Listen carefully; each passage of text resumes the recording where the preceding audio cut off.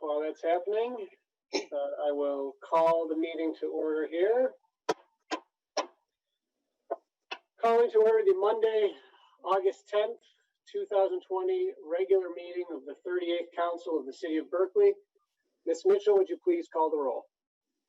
Councilmember Baker. Here. Councilmember Blanchard. Here. Mayor Pro Tem Dean.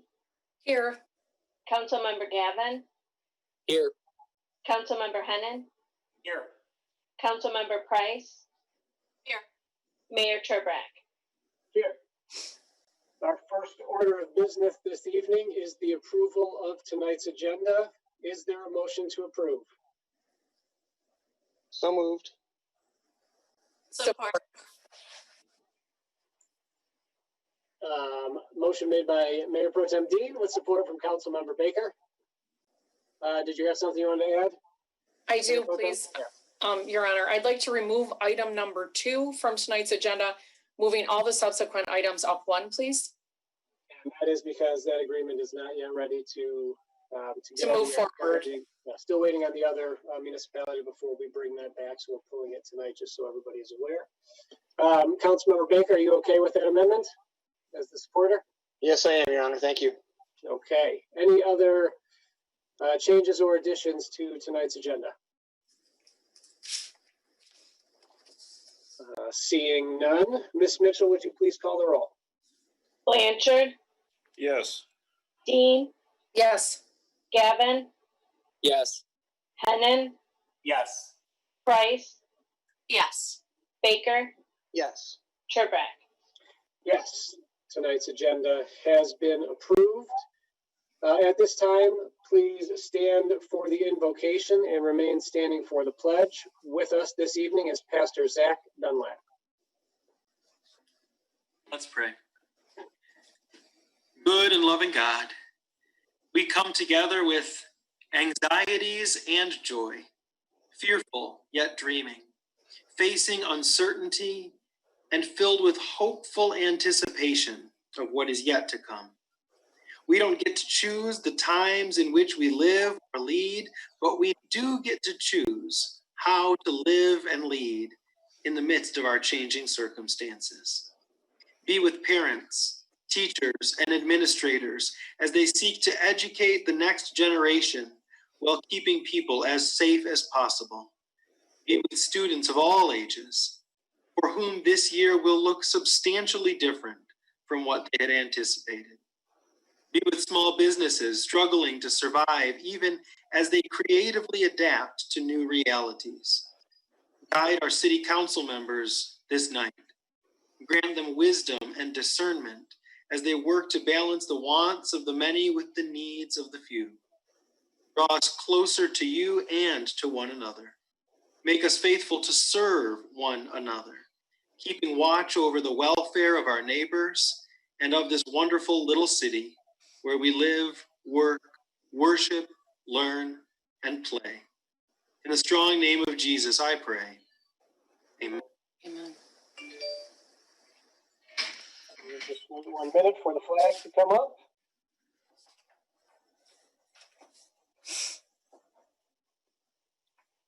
I pledge allegiance to the flag of the United States of America and to the republic for which it stands, one nation, under God, indivisible, with liberty and justice for all.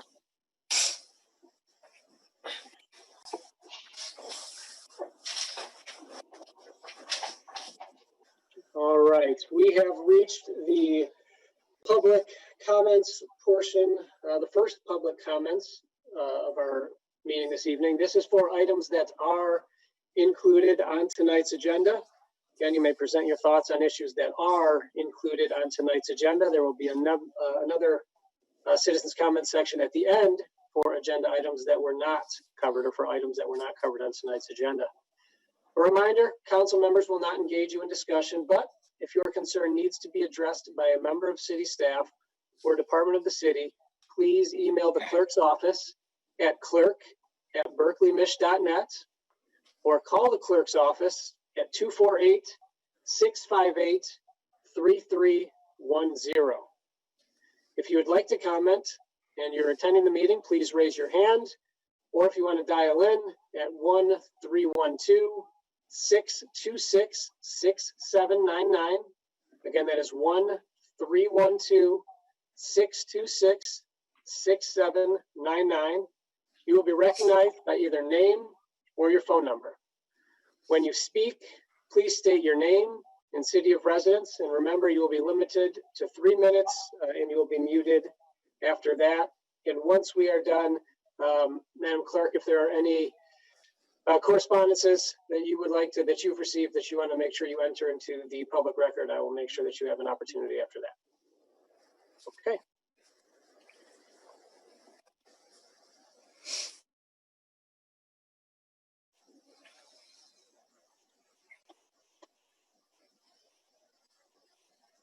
Mr. Mayor, I'm not seeing any hands raised at this time. Let's give everybody a minute. We do have a number of folks with us here. Again, that phone number 1-312-626-6799. If you are not in the Zoom meeting, if you are in the Zoom meeting, please raise your hand and you will be recognized by name or number. Mr. Mayor, we do now have a hand raised. Okay. Mr. Trotto, if you'd like, you can, I'm going to unmute you and you should be able to speak. Hello, everybody. Can you hear me? Yes. I'm speaking on the motion, which was number 4 for Merchants Park, which is now number 3, regarding the contract at the splash pad. From what I remember, the budget was much, much lower than this. And from what I'm reading on other places, it was supposed to be substantially lower than this. And I feel right now in this current state of our economy and what's going to be happening in our state with taxes coming up and the fact that our state's going to have a massive deficit, I recommend not spending the money on this project at this time. And to be honest, I think they really need to step back and relook at this from a different perspective because I don't agree with what they're putting at the park. For a 4-month sprinkler system, in my opinion, it's not worth almost $1 million cost to our city. As much as it would add value to our city, I don't think this is the correct time to be doing it. That's all I have to say. Thank you. Thank you. Miss Chuck, I'm going to go ahead and you look like to be unmuted, so you're good to go. Yeah, thank you. I couldn't find the button for raise your hand. But anyway, the question that I have, I'll echo Mr. Trotto's remarks, but also I have a question in regards to, is that firm that was chosen a certified minority or woman-owned firm? It being that we're dealing with federal money, there are requirements in recruiting minority and women-owned firms.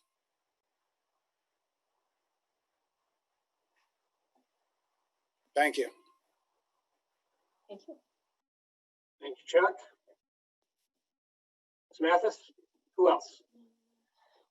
Taking a look, sorry, there's 2 screens, so I apologize in my delay. Yes, so Mr. Eric Patel, go ahead and unmute you.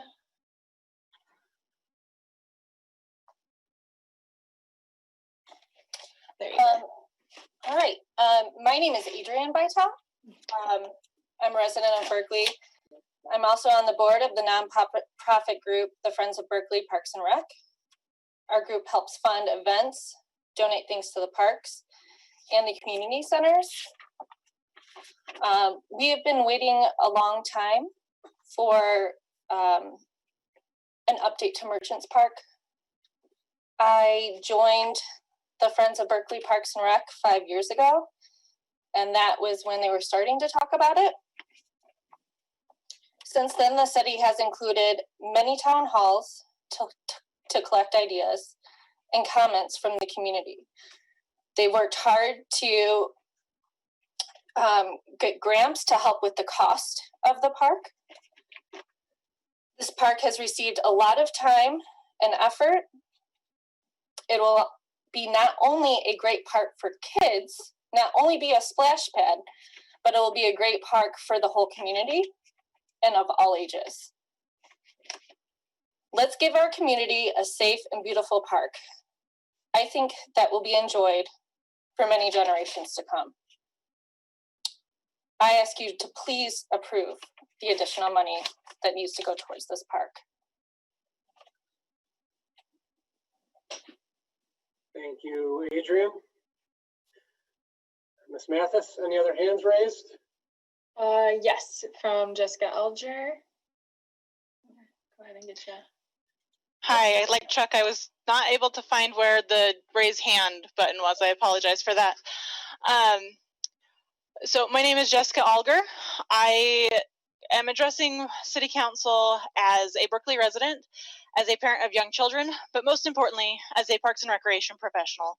I have 10 years of experience in Parks and Recreation, with 4 of those as municipal Parks and Recreation staff.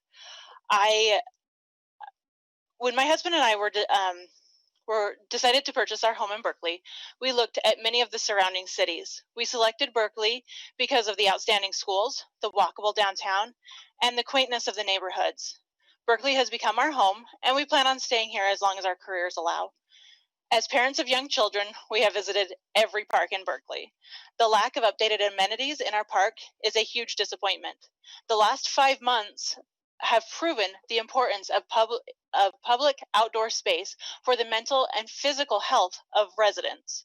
Parks have been very busy this summer, even without organized sports and planned recreation.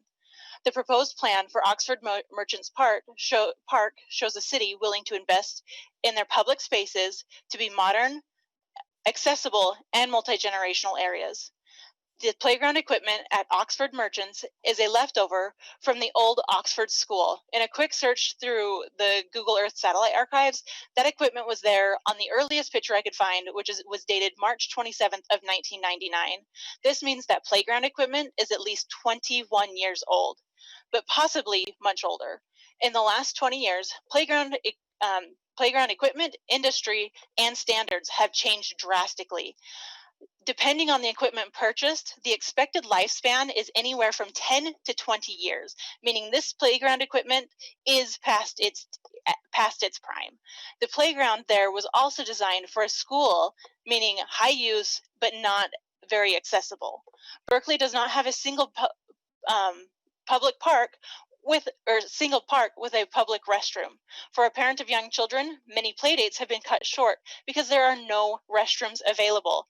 The city does put porta potties in the parks during the summer, but for most of the year and during large summer events hosted by the Parks and Recreation Department, those porta potties are not sufficient. Adding electricity to a park increases the variety of programs the department is able to provide. Everything takes electricity now.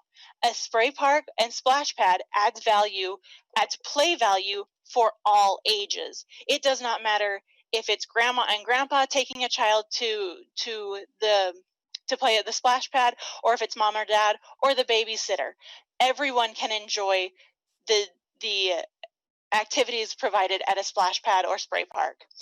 It is also now the industry trend. Hi, sorry for the muting. You're up. Your 3 minutes are up, so I appreciate your time. Mr. Mayor, if you're ready, I can go to the next person. Yep. Miss Erin Thomas. Hi. I forgot about the meeting, so I do not have anything formal to say to everybody, but like Adrian, I am also the Secretary of Friends of Parks and Rec. I joined the group knowing we're discussing the future of Merchants Park. I was excited for it. I've been looking forward to it. So have my kids. I've been here for 12 years, and echoing everything Adrian and Jess had just said about the parks and the lack of amenities. We do have decent parks, but there is not a park here that I would want to throw my child's birthday party at because of lack of bathrooms and lack of electricity. I'm actually walking to the park right now, and I only live a couple blocks away. And I can tell you, I think I've brought my kids there one time.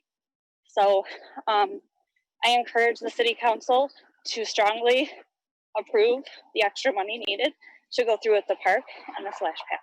That is all. Thank you. Thank you. Thank you. All right. Next up, we have and I apologize if I don't say your last name correctly, Kary Pasanen.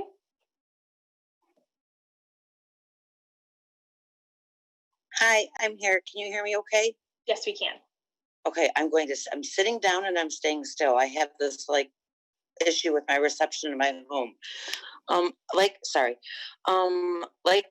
the last woman that was commenting, I don't have anything prepared. However, it's kind of fortunate because it's allowed me to just sit back and listen to all that's been said so far. And I've just taken some notes, and I kind of, there's actually, in just the summary of it all, it seems like a lot of things that have been said can both be construed as pros and cons against having the park updated. I was late to the game because I couldn't find the agenda. I got the agenda to make sure that I wasn't going to speak out of turn. And just a couple of notes that I've made here. Someone said a lot of time has been spent, more than 5 years. Someone said a lot of time has been spent on the park, on the development of the park.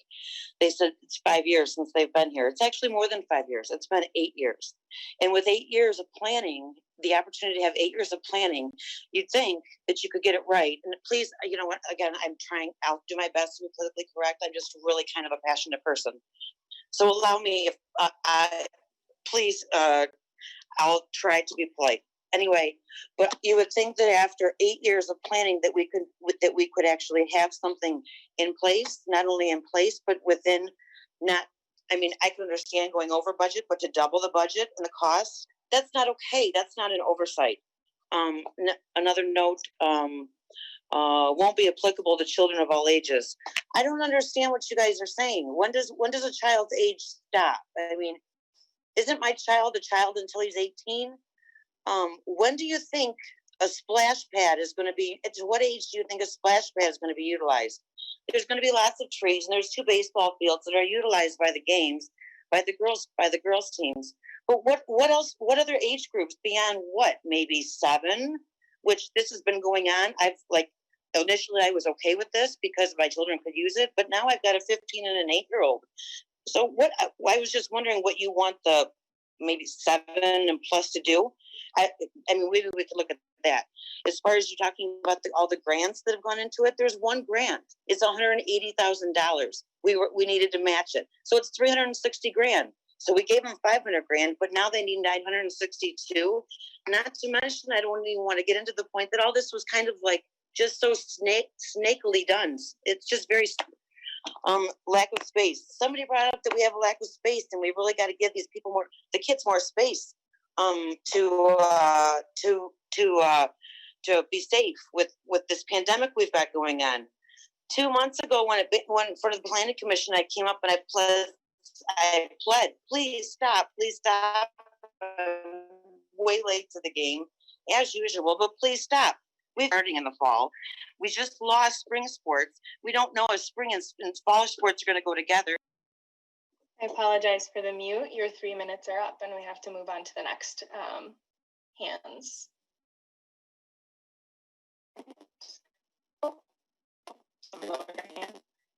Oops, all right. Thank you, Kary. Ms. Mathis, who's up next? That's what I was looking for. Somebody had their hand raised, but it looks like they lowered it. Oh.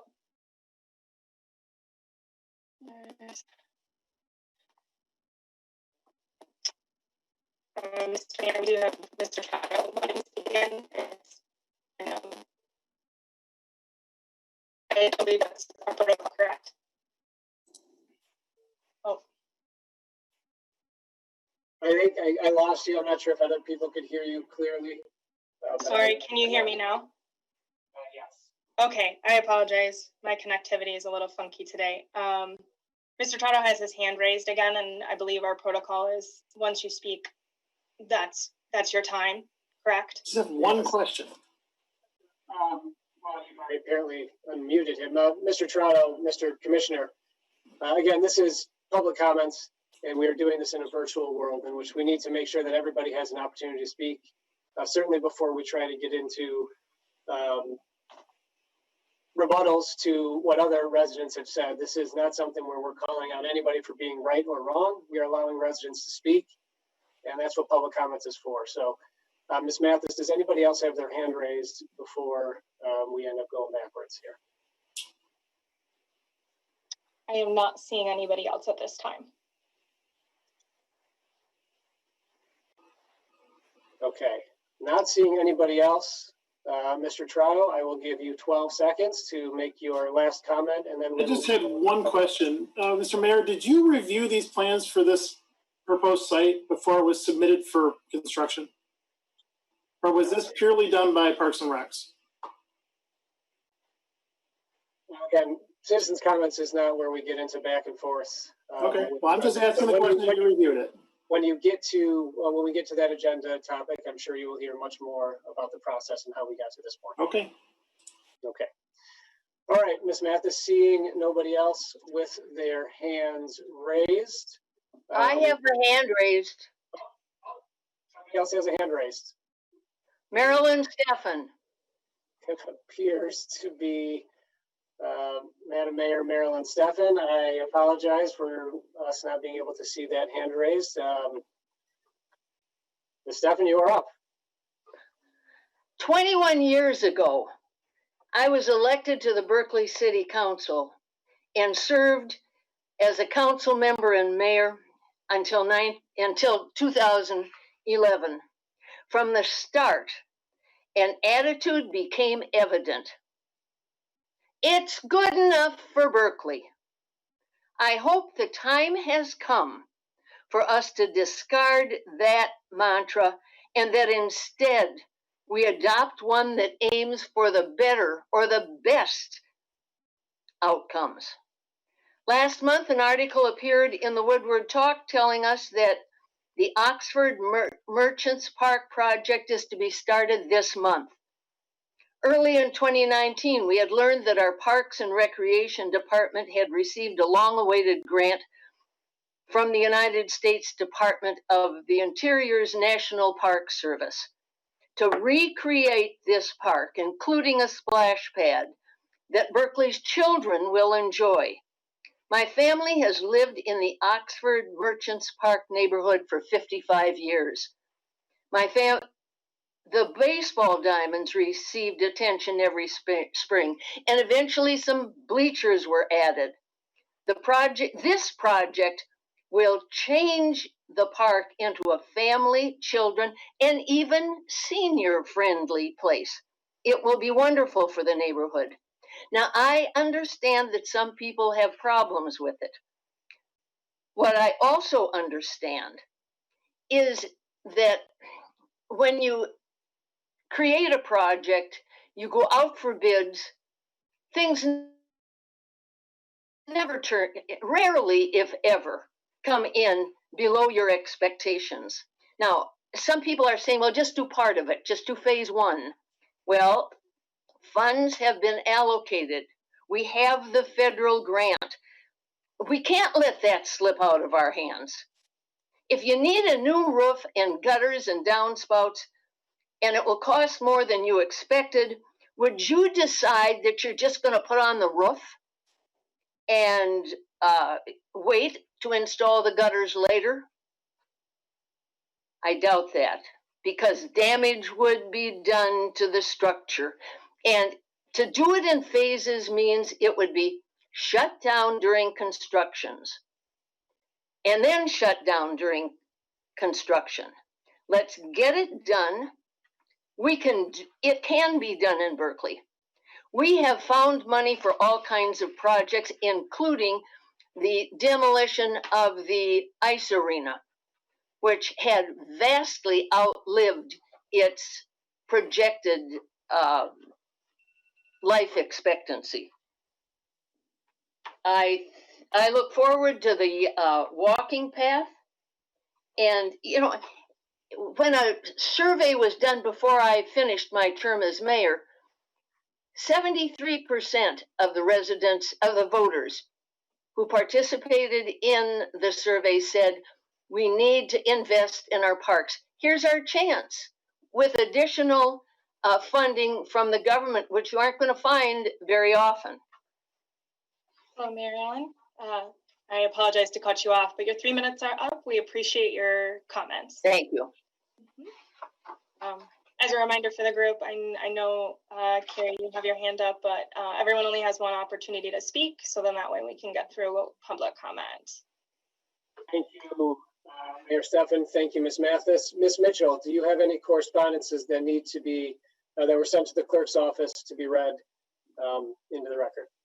I do. I received one correspondence from Paul Jordan, a Berkley resident, in opposition to the sidewalk repairs and installation of a splash pad at Oxford Merchants Park. He would also like an explanation as to the increase in cost for the splash pad. Okay. Thank you for that, and thank you, Mr. Jordan, for sending in your comments so that we can have them this evening. All right, with that, we will move on from public comments and go to our order of business. First up is the consent agenda. Ms. Mitchell, would you please read the items on tonight's consent agenda? 1, approval of the minutes. Matter of approving the minutes of the 38th regular city council meeting on Monday, July 6, 2020. 2, warrant. Matter of approving warrants number 1352 and 1353. 3, proclamation number P1420. Matter of approving a proclamation declaring September 2020 as Childhood Cancer Awareness Month in the city of Berkley. Is there a motion to approve tonight's consent agenda? So moved. Support. Motion made by Councilmember Gavin with support from Councilmember Blanchard. Are there any corrections or additions? Seeing most heads nodding no. Seeing no additional comments, Ms. Mitchell, would you please call the roll on tonight's consent agenda? Dean? Yes. Gavin? Yes. Hennon? Yes. Price? Yes. Baker? Yes. Blanchard? Yes. Turbrack? Yes. We now move on to our regular agenda.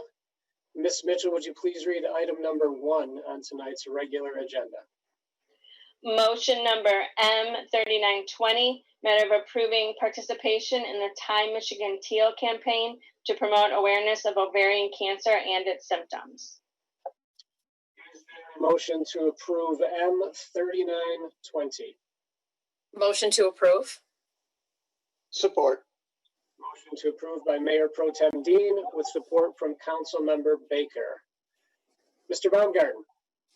Thank you, Mr. Mayor. This comes back to us once again, as it does each August, by a fantastic organization who, as the motion states, wants to raise awareness for ovarian cancer. That organization is the Michigan Ovarian Cancer Alliance. What they will propose to do is to tie teal ribbons around streetlights throughout our city and have them up as of September 1st and then take them down promptly at the end of the month. The organization has been very diligent in meeting its timeframes. It is not one that we've ever had to come and clean up after or go behind and take the teal ribbons down at the end of the month. So we do recommend approval and to continue our participation in this event. Thank you. Discussion from council. Comments? I think what Mr. Baumgarten said was actually something that was very important to me. They do a tremendous job not only of getting the ribbons up, but also removing the ribbons very, very promptly. Tremendously well organized. Not an organization that we ever have to, as he mentioned, kind of prod to come and take the ribbons down. And it supports a great cause, and they do it very, very well. Seeing no additional comments, only heads nodding. Ms. Mitchell, would you please call the roll on M3920? Gavin? Yes. Hennon? Yes. Price? Yes. Baker? Yes. Blanchard? Yes. Dean? Yes. Turbrack? Yes. Ms. Mitchell, would you please read item number 2 on tonight's agenda? Motion number M4120, matter of approving a resolution of the Council of the City of Berkley, Michigan, recognizing Eagle Scout candidate Brady Stubblefield for a donation of a Gaga pit to Berkley Parks and Recreation. Is there a motion to approve M4120? Motion to approve. Support. Motion to approve by Mayor Pro Tem Dean with support from Councilmember Price. And I see Brady is with us. I'm going to go ahead and assume that is Brady in the uniform there. Okay. Brady, just before we turn it over to you, I do want to read this resolution. A resolution of the Council of the City of Berkley, Michigan, recognizing Eagle Scout candidate Brady Stubblefield for a gift to the Berkley Parks and Recreation. Whereas Brady Stubblefield, an Eagle Scout candidate in Berkley Troop 1085, worked with Parks and Recreation to create a project and offer a new recreation amenity to the City of Berkley. And whereas Brady worked over the course of several months to identify a recreation need in the community and fundraise money to be able to offer this new amenity to the city. And whereas Brady raised the necessary funds to construct the Gaga pit to be placed at the community park. And whereas Brady and his troop 1085 worked together to safely and professionally construct the Gaga pit on August 1st, 2020. And whereas the Gaga pit at Community Park is the first at a City of Berkley park and will be used by kids for years to come. And now, therefore, the City of Berkley resolves, Section 1, that the Council of the City of Berkley appreciates the effort, hard work, and professionalism that Brady Stubblefield displayed in constructing and installing a Gaga pit at Community Park. Introduced and passed at a regular City Council meeting on Monday, August 10th, 2020, and it will eventually be signed by me. Brady, thank you for being with us this evening, and why don't you start by explaining what a Gaga pit is to those who may not be aware of it? Okay, so Gaga Ball is a fun little game you can play. You have a ball and you hit it with your hand, and if it hits somebody else's leg, they are out. So the winner of the game is the last person standing, and it's pretty fun. So I thought it would be great, and also Teresa brought it up and thought it would be a good idea to make one there. So I just thought, it would be a great idea to make. So. Well, that's great. I must admit that I was not super familiar with this Gaga Ball, other than an episode of Bob's Burgers, apparently, that I watched at some point. Once I realized what it was, that was my only familiarity. So it seems to be a dodgeball where you're not trying to really hit up high, and you keep the ball low, and everyone's got to stay in a confined area, right? It basically is? Yes, that is the game.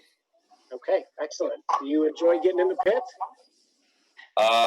Yes, I do enjoy it quite a lot. It's a staple for any Boy Scout camp that has one to play it at least 4 hours every day. So okay, all right. It's always fun. So yes. Mr. Carlton. Yeah, so I thank you, Mr. Mayor. I just want to say that the day that Brady and his troop put it together, Brady took everyone's temperature. They were all masked, and they worked really quickly and together. We've done a few Eagle Scout projects over the last couple of years. This one was a little bit of an extra joy and privilege. Brady is my cousin. And over 30 years ago, both of his uncles did Eagle Scout projects in the city of Berkley in the park. So kind of very full circle. So we're really excited, and it's been used a lot in the last 2 weeks that it's been up. So thank you, Brady. I gotta tell you, Brady, there are very few Eagle Scout projects where I get phone calls and text messages asking what is going on in one of the city parks and what this giant pit is supposed, not giant, but this pit is supposed to be. So it was good to be able to tell them what was going on and what it was. And as you mentioned, it's been used extensively. Where are you on your path to becoming an Eagle Scout now? I am very close. I only have, I think it's 1 or 2 merit badges left, and I have to just tie some loose ends on the project, and then I'll be good. Well, congratulations not only on the project. Yeah, very, very close though. But also on being very close to that rank of Eagle Scout. We know it's incredibly difficult to attain, and something that certainly will be celebrated once you have achieved, tied up those last few loose ends and gotten the requisite badges. So thank you. Does any other member of council have questions or comments for Brady? Mayor Pro Tem Dean. Yes, thank you, Your Honor. Brady, I just want to congratulate you. This is really exciting. I know this has been a long journey. It's not easy to get to Eagle Scout. And I commend your initiative and creativity on this project and bringing something to Berkley that provides more recreation for everyone. So thank you so much, and good luck to you in pursuit of attaining this next level in your scouting career. Thank you. Any additional comments from council? Does not appear so. Well, again, Brady, thank you so much for your contribution to the city, for all the hard work you put in, and as Teresa mentioned, the lengths that you took to make sure that everybody was safe during the construction and following the protocols that are very important to all of us right now. And I got to tell you, I have not been in the pit, but I promise you, I will make it out there sometime soon, and we'll give it a good. Do I have to bring my own ball? I think we have a few that we can inflate, but yeah, but if you want to, you can. Yeah.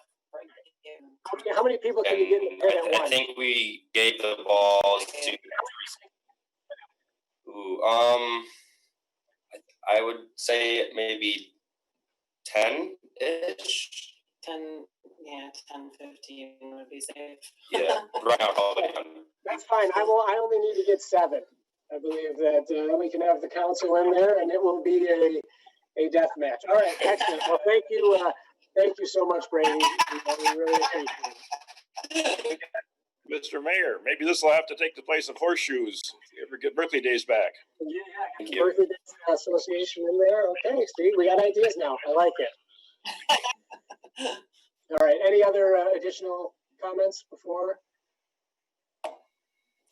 Oh, okay. Seeing no additional comments, Ms. Mitchell, would you please call the roll on M4120? Hennen, Yes. Price, Yes. Baker, Yes. Blanchard, Yes. Dean, Yes. Gavin, Yes. Turbrack. Yes. Thank you again, Brady. Certainly appreciate it. Congratulations. Ms. Mitchell, would you please read item number 3 on tonight's agenda?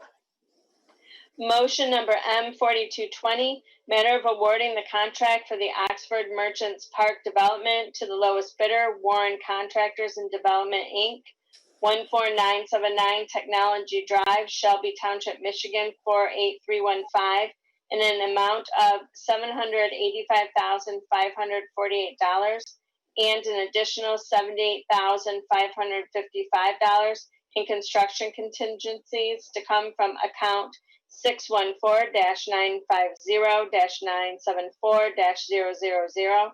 In addition, allocate $78,130.64 for construction engineering services to Hubble, Roth, and Clark, Inc. to come from account 614-950-821-000.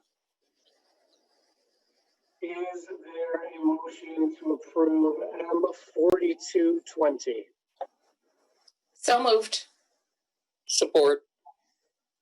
Motion made by Mayor Pro Tem Dean, and I believe support from Councilmember Gavin, but the yellow square went away before I could actually identify.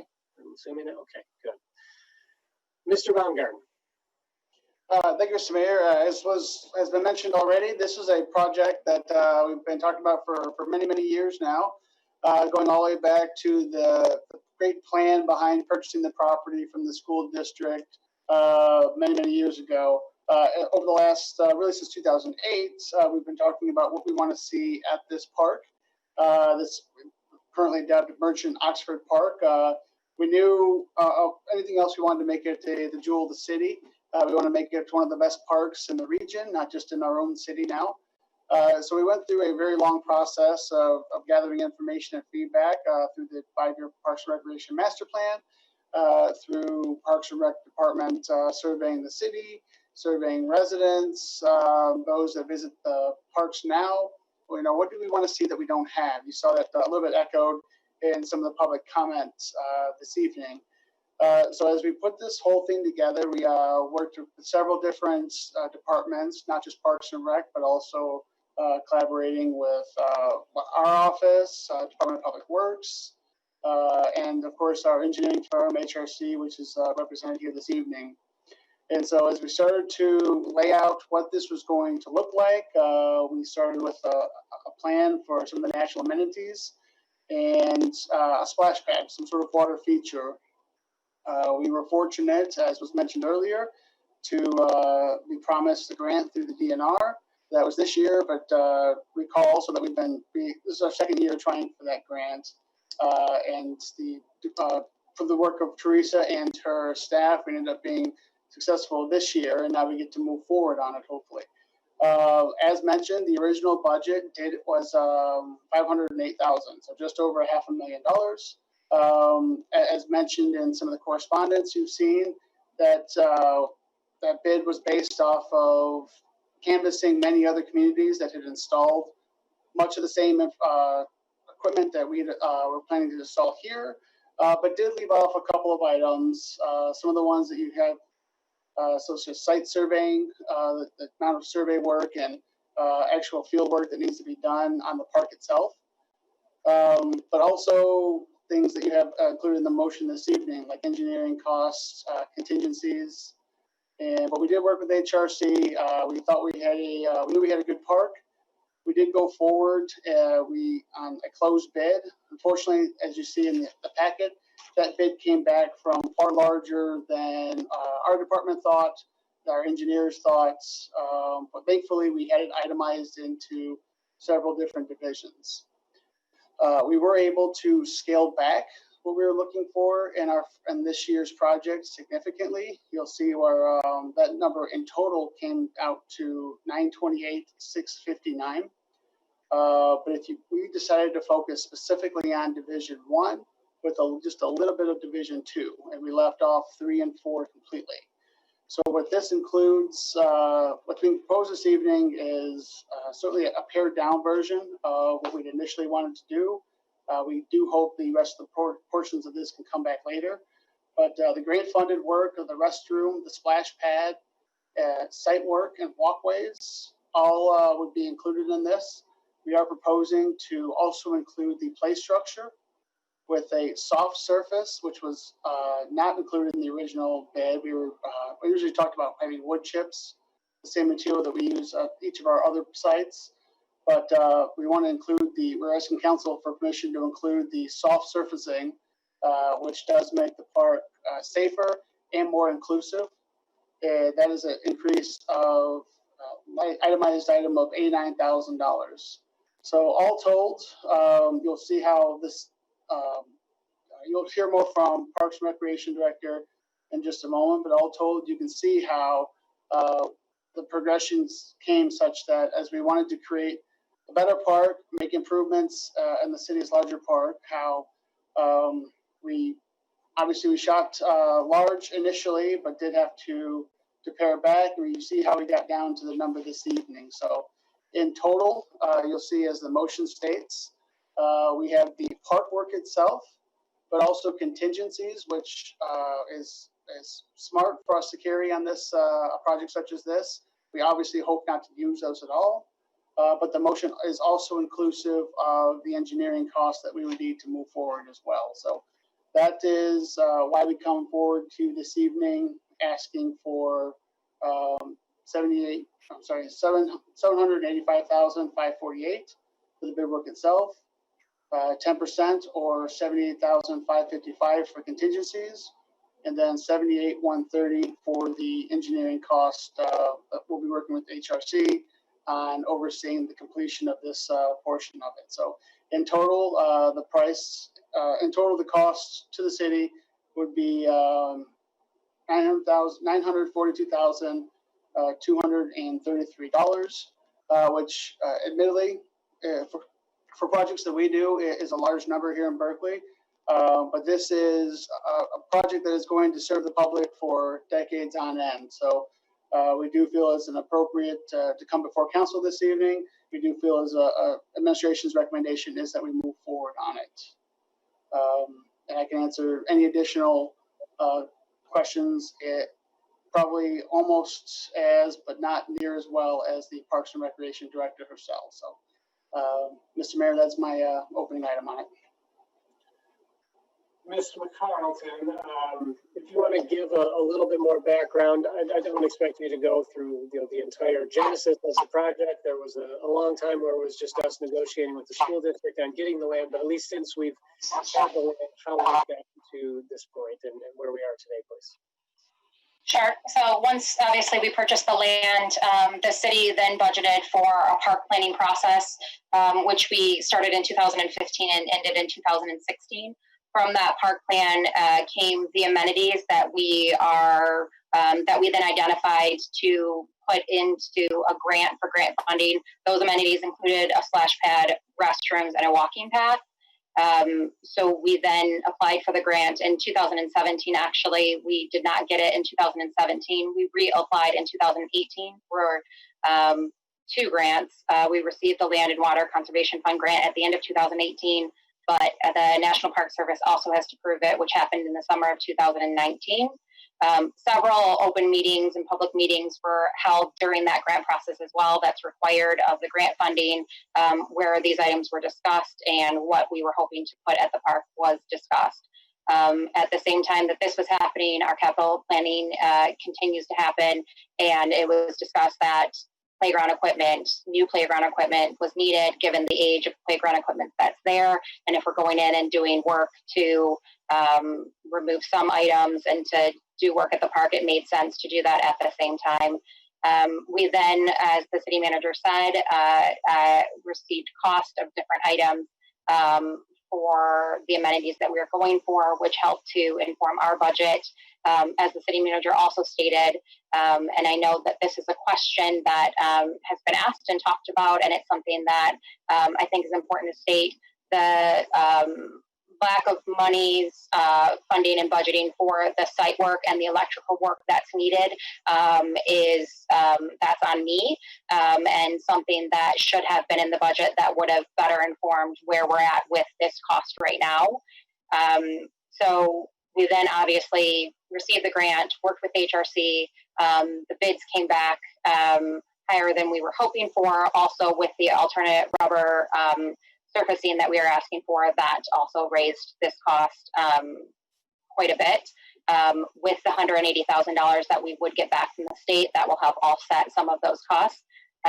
Obviously, understanding both the time that we're in with funding, and also understand that this is a large, amount of funding that we're asking for a city park. It's the largest that we've ever done. It is an entire development. It's not just the splash pad. Obviously, the restrooms is a big portion of this, and the site work that goes into it.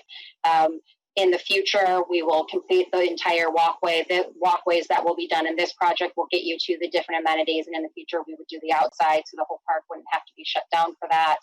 We do also have funding in our capital plan for the additional parking that we hope to add in future years.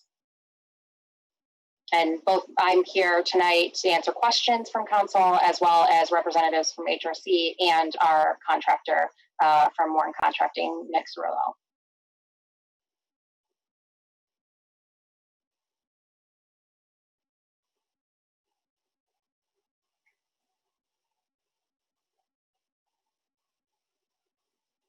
Sorry. Are we still here? My internet connection was apparently unstable there for a minute. I am back. What questions, comments, discussion from council here for either our representatives from HRC, our director of recreation, or our city manager? Councilmember Blanchard. Thank you, Your Honor. The question I've got is, what is the minimum level we have to do in order to make sure that we get the 180,000 from the state. Is that just Division 1, or do we have to do Division 1 and Division 2? The minimum amount is Division 1. The way that we bid it, Jack, because in response to some of the questions about who we're awarding the project to, the DNR has to sign off prior to us going forward to council. So the DNR has signed off on the person that we are awarding the bid to, and they don't look at the other divisions because technically those are not, those do not entail the grant funded items. So they have signed off on Division 1. So that is the minimum that has to be done. So if we did Division 1, the cost to the city would drop down to $470,403. You mean it with the $180,000 back? Is that right? Okay. Right. Yes. And we budgeted 508, so that would mean we would come in at $38,197 under what was budgeted for the project to begin with, although we're doing a smaller part of it. Correct. I'm concerned about spending this large amount of money because, as you remember back in March when COVID started, it was going to be a month or 2 months or 3 months. Well, it looks like now it's going to be a long time. We're going to put a lot of stress on a lot of our businesses. Our revenues are going to be down. And I want to be very careful that we don't spend money that we may need in the future because times are very uncertain.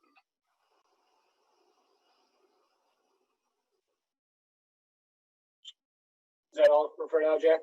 That's all right now. Thank you. Okay. Councilmember Price. Yes, thank you, Director McCarlton, for your thorough memo outlining this project and the case for it. I really appreciate it. I did have one question in the memo. You mentioned that $40,000 was budgeted for another park, and you would recommend that that money be spent on this project.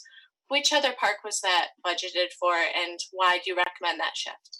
Yeah, so it was for landscaping and drainage at at Lazenby in the outfield. It certainly is something that in the future is needed. Originally, we had wanting to do that because we thought that there may be other sports that may need that outfield, whether that was for football or something else. It doesn't look like that's going to be usable for them, or that doesn't work for them. So it doesn't feel like that is a priority right now or something that has to happen in this time. It's something that can happen down the road. Thank you.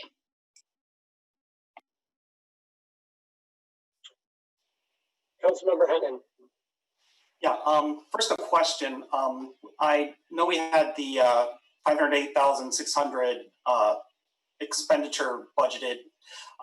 Didn't we also have the $180,000 revenue also in the budget somewhere, showing that grant money coming in, offsetting part of that?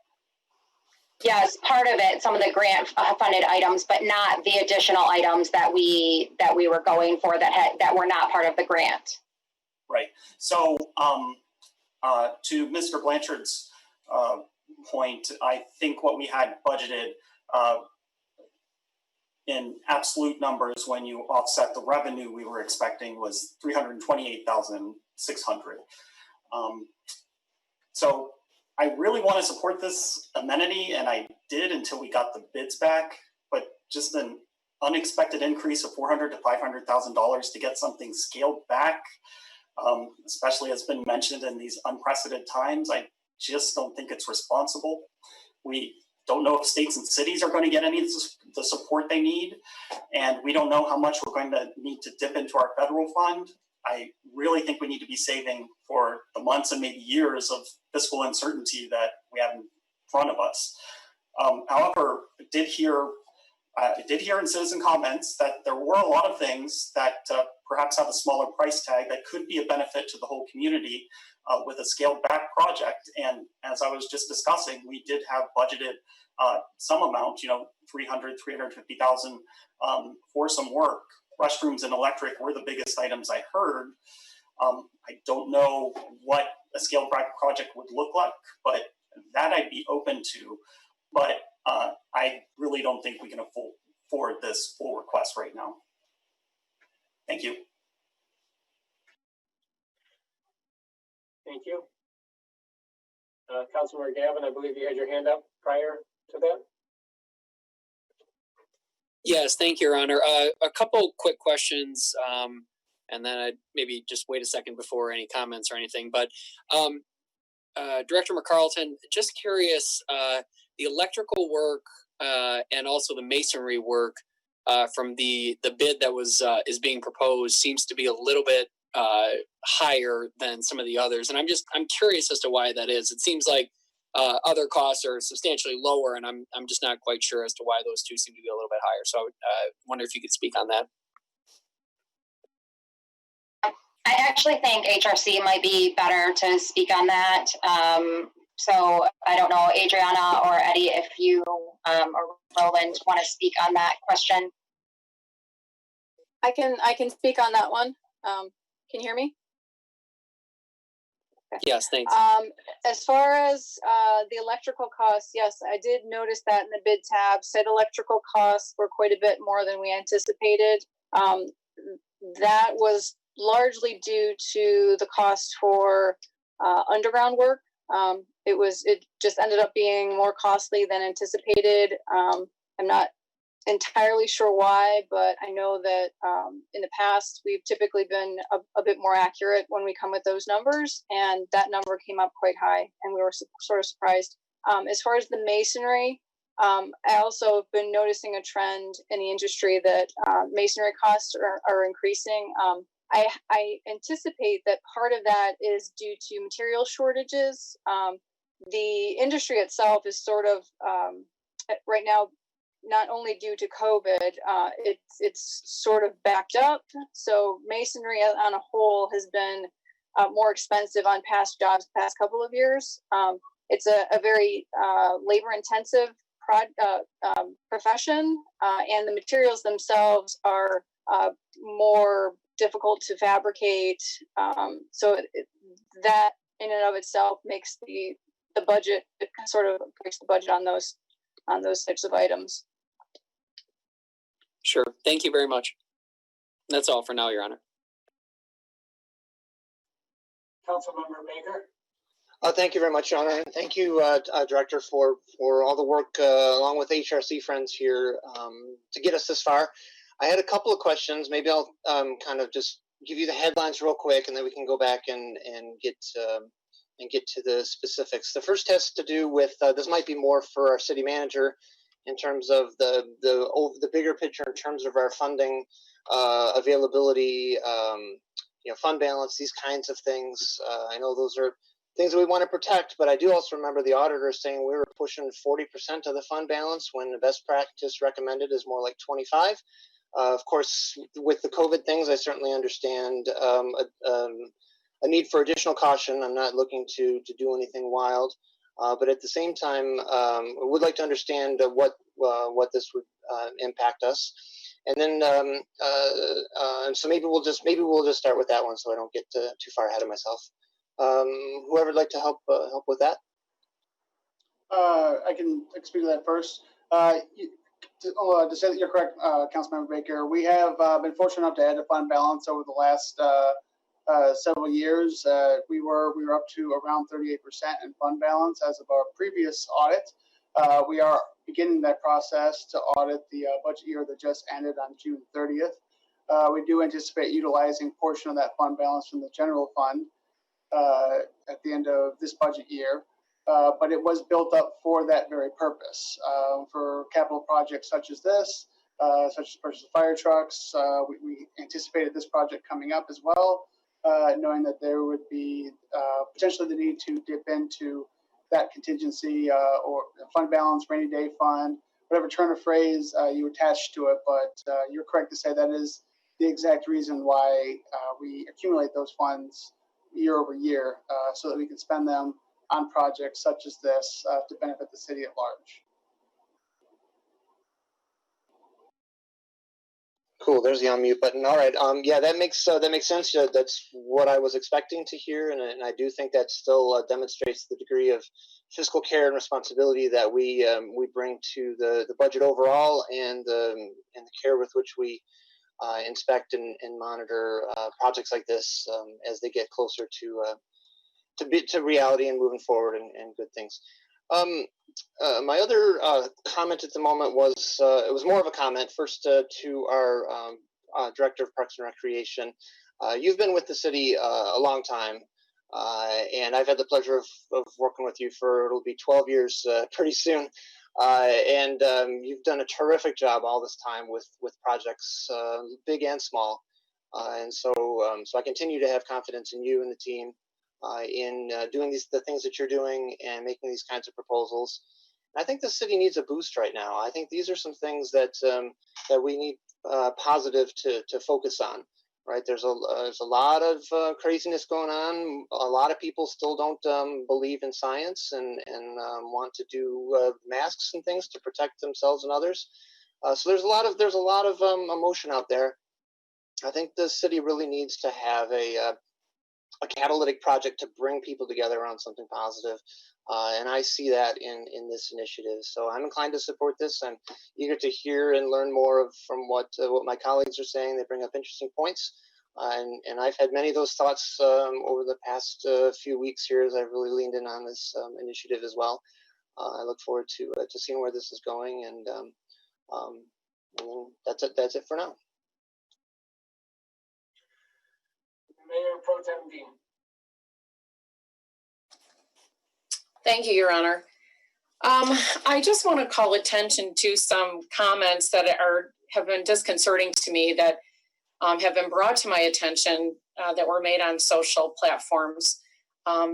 This update to Oxford Merchants Park has been portrayed by some as a, quote, $1 million splash pad, unquote. And not only could that be further from the truth, it's a pretty reckless statement. This park has been being worked on since I don't know, we could go back to 2007. It's misleading, I think, to imply to residents that this is $1 million for a splash pad. There is a splash pad component to this park upgrade, but it is a major park overhaul. The equipment, the playground equipment alone would probably not pass safety standards of today. So we have a very outdated playground equipment. It would add restrooms and a walkway. There is a clock ticking on the grant money as well, and I don't like to leave money on the table. I think that if residents want to know the facts about city projects, I would direct you to the city website where all of these, all the supporting documents can be found. Our council packets are, every time we have a meeting, our packets are uploaded and you get all the supporting documents to every agenda item, rather than relying on the opinion of one person or a few people. Thank you so much.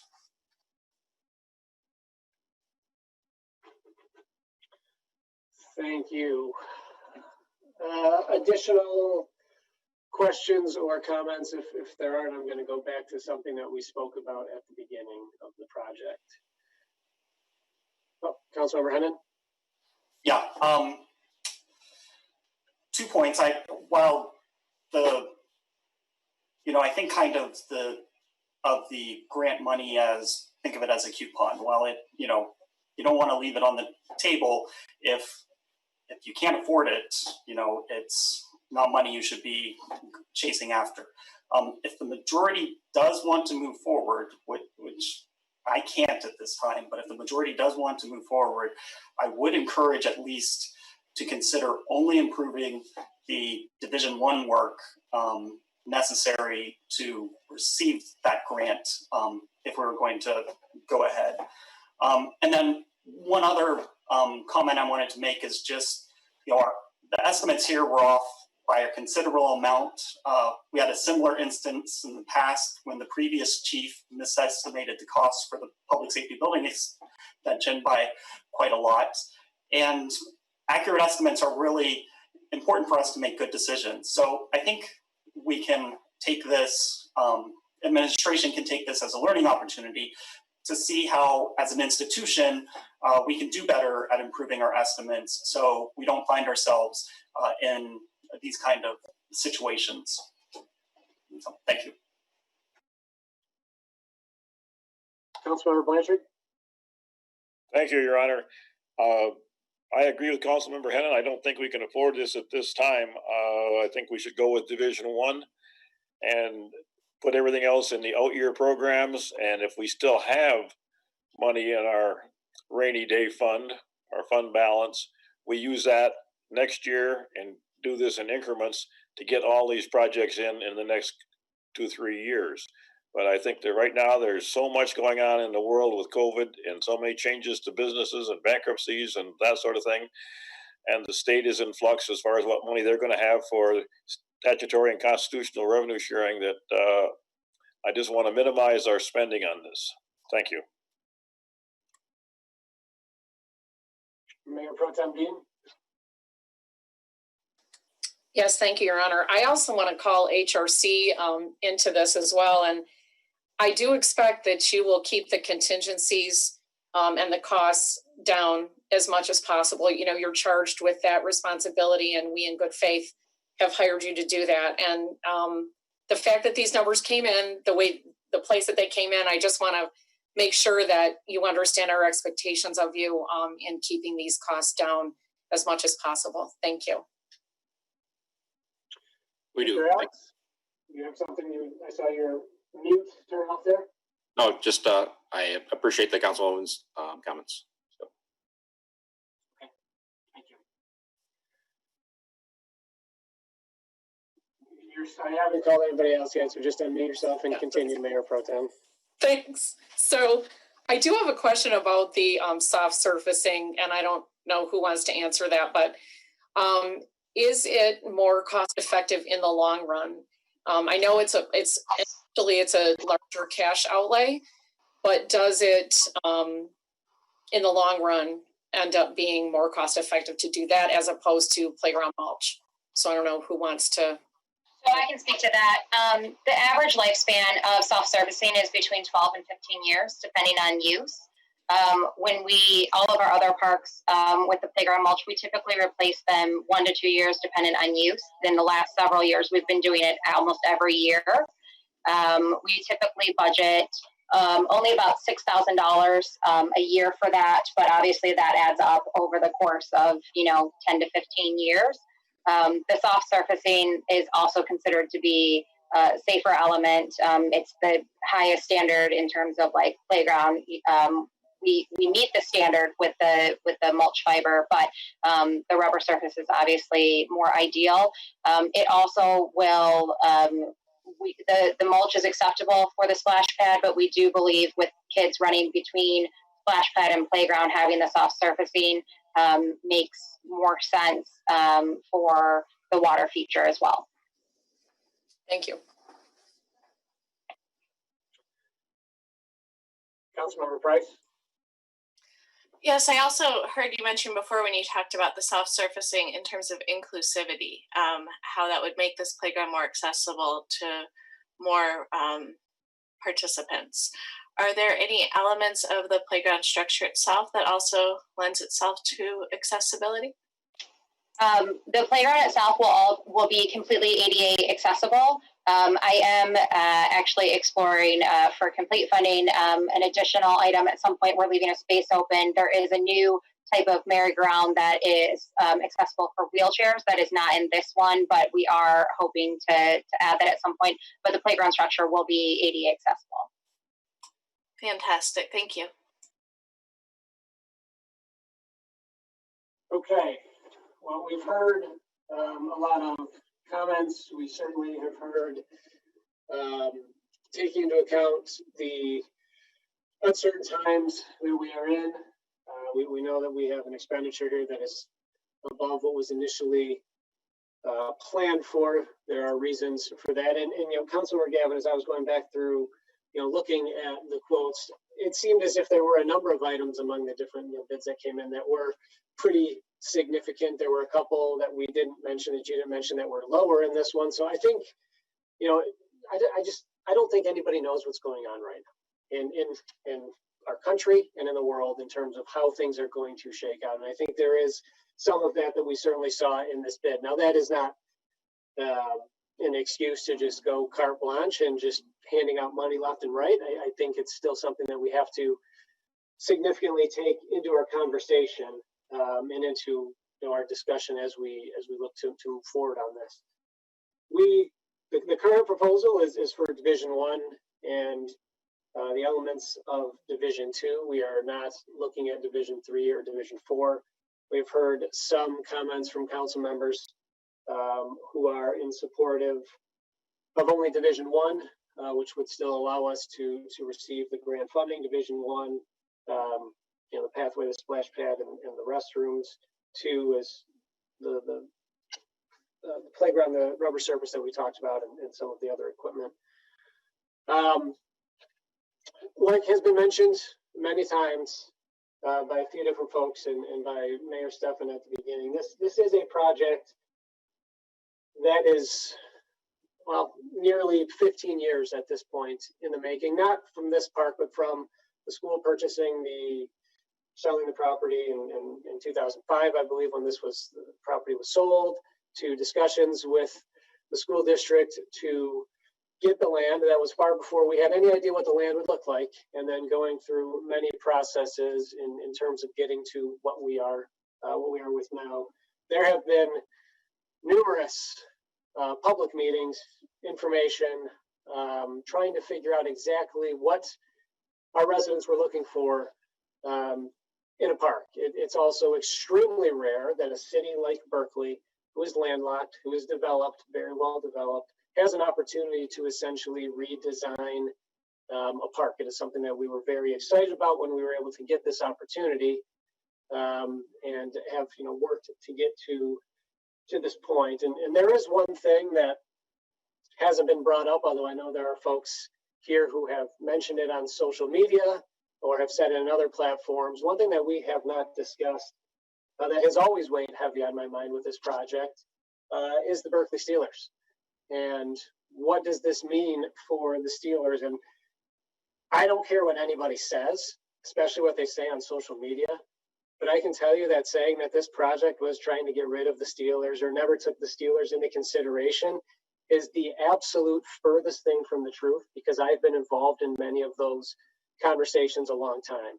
It is still my hope that the Steelers will be able to come back to the place where they've been for 43 years in the future. And I actually think that there is space, and I had conversations with leaders in the Steelers organizations, or at least a leader in the Steelers organization today. In the short term, it does seem like there is a solution that seems very workable and somewhat favorable to some folks. So I don't want it to not be said. And since nobody else brought it up, I thought about not doing it, but I know that people are saying it and thinking it. So I wanted to make that very, very clear. Was never the case. And if that was what was being alluded to earlier, it was not. So that being said, where we're at is a project that came in over bid, a project that is something that the city can be very proud of. And at the same time, we're in a world of COVID-19 and not knowing what is going to happen in the future, not knowing what is going to happen, in terms of state shared revenue or federal funding. I'll get to that a little bit later on in this meeting. But at the same time, if we weren't living in a COVID-19 world, there still would be concerns over the cost of this project. Okay, so I don't want to use, it's a bad word, but use COVID as the reason why I would not be supporting this project. I don't want to do that because, look, we know that we have residents on both sides of this. We heard from a number of them today, and I'm sure there are many more in the community that have opinions on this. But to me, I don't want to make every decision in fear. I want to make decisions that are prudent and practical and that keep an eye on the bottom line of the city, but also manage the business of the city and try to keep us moving forward in a time where it seems nobody's really moving at all because we can't move around a whole lot. And that is important to me. Important to have something to celebrate, something to be excited about. Hopefully by the time if this project moves forward, by the time it's all said and done, people will be able to go out and freely use it and enjoy it. as a part of our community, something that we don't have at any other facility. So those are the things that go through my mind and have gone through my mind the entire time that this project has been going through, and when we got to this point right now. So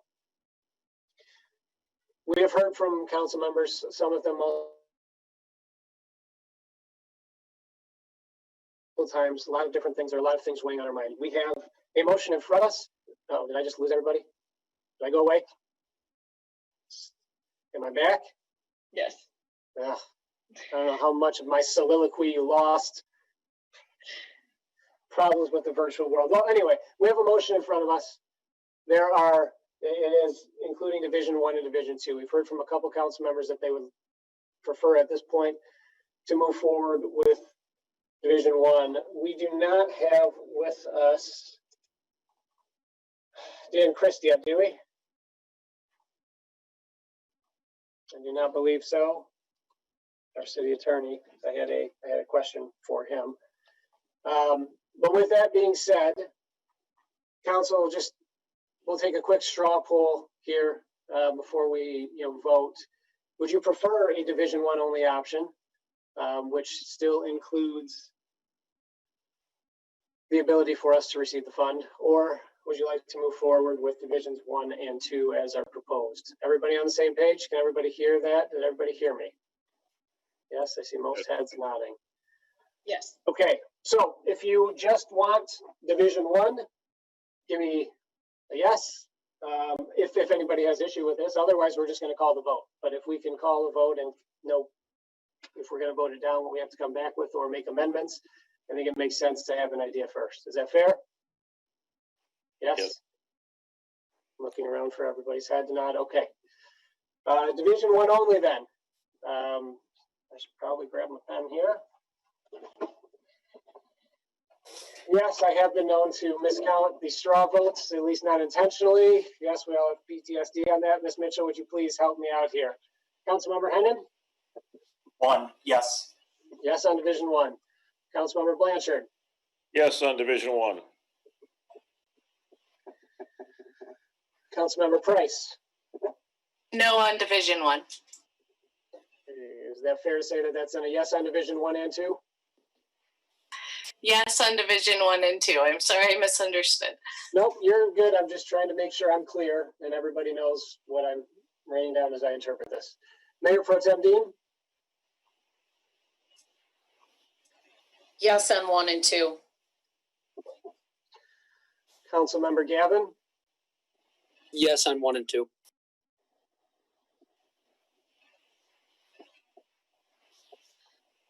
Okay. Who am I missing? Councilmember Baker. Oh, there he is. Yeah, see, he's all down at the bottom of my screen. Everybody else is up top. Sorry, Steve. Councilmember Baker. I'm right where I should be. Yes on 1 and 2. Well, at this point, that is 4 yeses on 1 and 2, and 2 yeses on Division 1. So with that in mind, Ms. Mitchell, would you please call the roll on M4220? Price, Yes. Baker, Yes. Blanchard, No. Dean, Yes. Gavin, Yes. Hennon, No. Kerbrack. Yes. We'll now move on to item number 4 on tonight's agenda. Ms. Mitchell, would you please read item number 4? Motion number M4320, matter of awarding the contract for the 2020 sidewalk replacement program to the lowest qualified bidder, Luigi Ferdinandi and Son Cement Company of Roseville, Michigan, in an amount of $122,080. In addition, allocate $35,313.88 for construction engineering services to Hubble, Roth, and Clark, and $12,208 for construction contingencies. Funding will come from accounts 470-938-975-001 and 470-938-821-000. there a motion to approve N4320? So moved. Approve. Motion made by Councilmember Baker with support from Councilmember Blanchard. Mr. Baumgarten.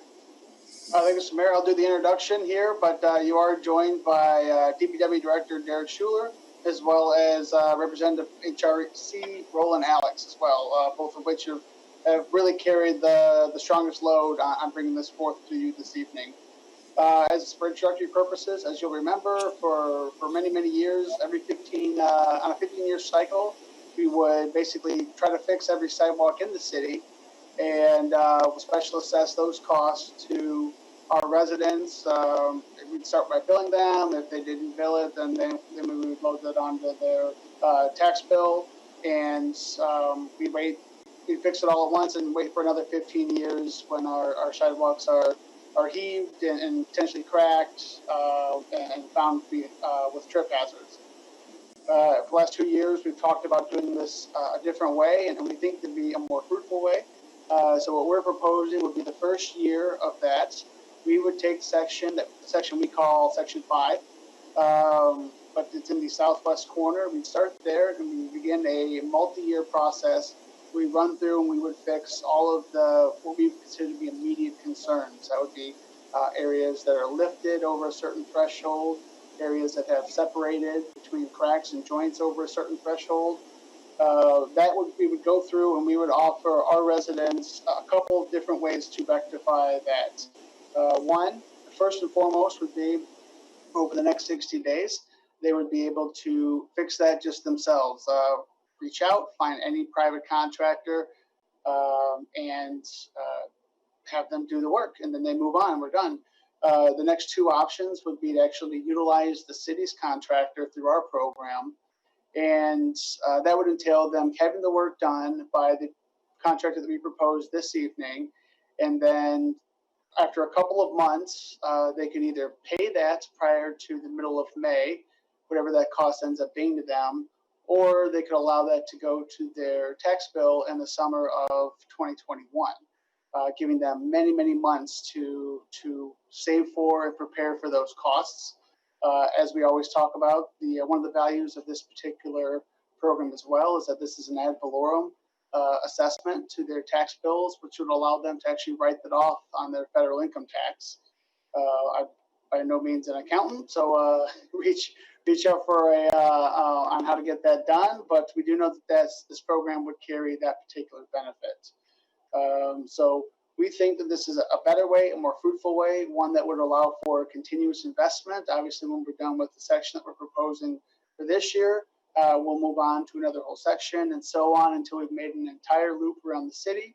And then, much like this one, we'll go through again and we'll get the next level of repairs that need to be made. So there's no more waiting 15 years. There's no more sidewalks that maybe the year after we go through have developed some sort of issue, and then all of a sudden it's 14 years of potentially having to step over large cracks before any attention comes to this. So we're excited about the program. We're excited about the options that we give our residents as far as paying it.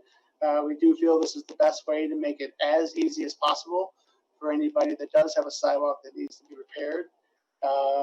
And so, which is why this is coming before you this evening as a recommendation, Mr. Mayor.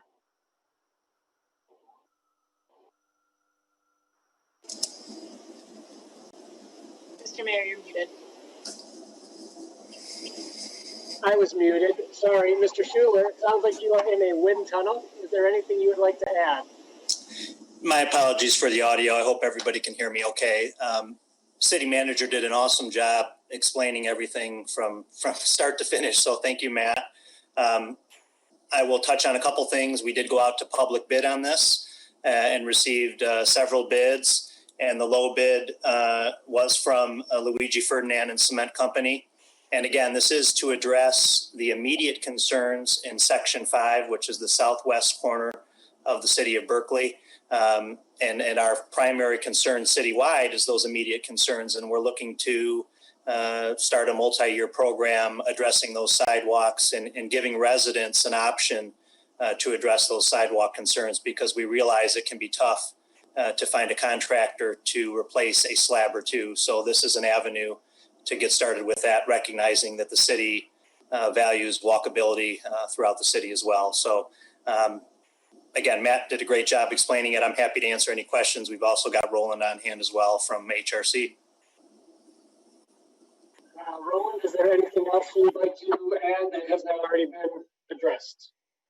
I think both Matt and Derek did a great job, but I do want to mention that the bids that we received were very aggressive, and we think you got a really a great deal right now to get these sidewalks fixed. So I just think you got some very low bids, but they are a quality contractor, but it was definitely aggressive pricing. So I think city was. But Matt, sorry. Mr. Mayor, I would only include that usually when we talk about city bids, we talk about the price that the city will pay. In this particular scenario, the low bid here also means lower prices for our residents as well, since this would be assessed to them. So it's certainly a win-win in this partnership with our residents. In terms of cost, yes, I would agree. All right, so questions for either our city manager, our DPW director, or our HRC representative, Mr. Roman Alex. Councilmember Baker, you have now moved up on my list, so I can clearly see you. Oh, okay, awesome. Yeah, I wasn't sure if I was above the fold or not. That's super cool. A couple of quick questions. How will the affected residents or those that have the sidewalks that are qualified for this program, how will they be notified and made aware of their options specifically? You know, because right now it sounds conceptual to most folks. It's like, okay, you may or may not come do our sidewalks. How will those folks specifically be notified? That was the first of three questions. Sure, and I can take that. And we've been working closely with Tori and several city departments to generate that listing, as well as work on that letter, Councilman Baker. And so those letters will be going out after this council meeting, very shortly after, to all of the impacted residents, and they'll explain the entire process, including a frequently asked questions area that will be on our website. So those will be mailed out in the very near future. And I do want to point out, we didn't talk about schedule. I'm sorry, Councilman, but we didn't talk about schedule, and I'm sure there's folks wondering about that. So the letters will go out, and then residents will have a period of time where they're going to be able to hire their own contractor potentially, or make their own decisions about the sidewalk, which they certainly have a right to do. There's a time period there, and then after that point, the contractor that the city has hired would come in if that's not an option for them. So there's I believe a 60-day notice that we have, and then the contractor comes in. So we're looking here at a fall project. I want to be clear on that.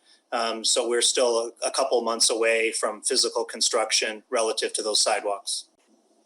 Oh, great, thank you. And as a follow-up to that, before my second question, if a number of residents indicate that they are not interested in pursuing other contractors and do want to proceed with the city's folks, do we all still need to wait the 60 days, or is there a way to get started sooner if there's a sufficient number of residents locations that say, hey, let's just get this done? There is a potential for starting sooner. We have not accounted for that in our schedule, again, assuming the worst case, but there is a potential that we could get started sooner if we get a high volume. Obviously, the contractor has to mobilize, so we don't want to have him coming in and out of the city, because that would initiate extra costs involved, but that's certainly a potential. Right, that could certainly, I could see maybe instead of 2 months, maybe it's 6 weeks or something, if enough folks you could kind of work in from the start. Anyway, the bid quotes that we've received, is this good for just this calendar season? I know the plans are to, I think wisely, do a multi-year effort to work our way through the worst sidewalks first, and then work down the list just like we do with Paiser assessments on the roads. Will we go through bids every time, or is this a precedence that we can use for future bids as well, kind of try to lock in these prices now? And Roland, maybe you can chime in, but I believe the contractor has indicated that he may be amicable to holding those unit prices for 2021. Roland, I'll turn it over to you. Yeah, that's correct. The contractor would hold his prices for 2021 if the city wanted to proceed with that next phase. Awesome, thank you. And I think my third question is for the city manager, or at least I'll throw it that way. I do appreciate the various financing options that the city has explored and is preparing to offer the residents. You mentioned one of which being the option to roll this onto the tax bills in a subsequent year, which can then be deducted through their taxes as these things tend to do. Was there consideration for the option to spread those across multiple years? I may have misheard you, but it sounded as though it would be a single payment, and then folks should start saving now for that single payment. Is the option for spreading it across multiple years on the table, or was that ruled out? And if so, why?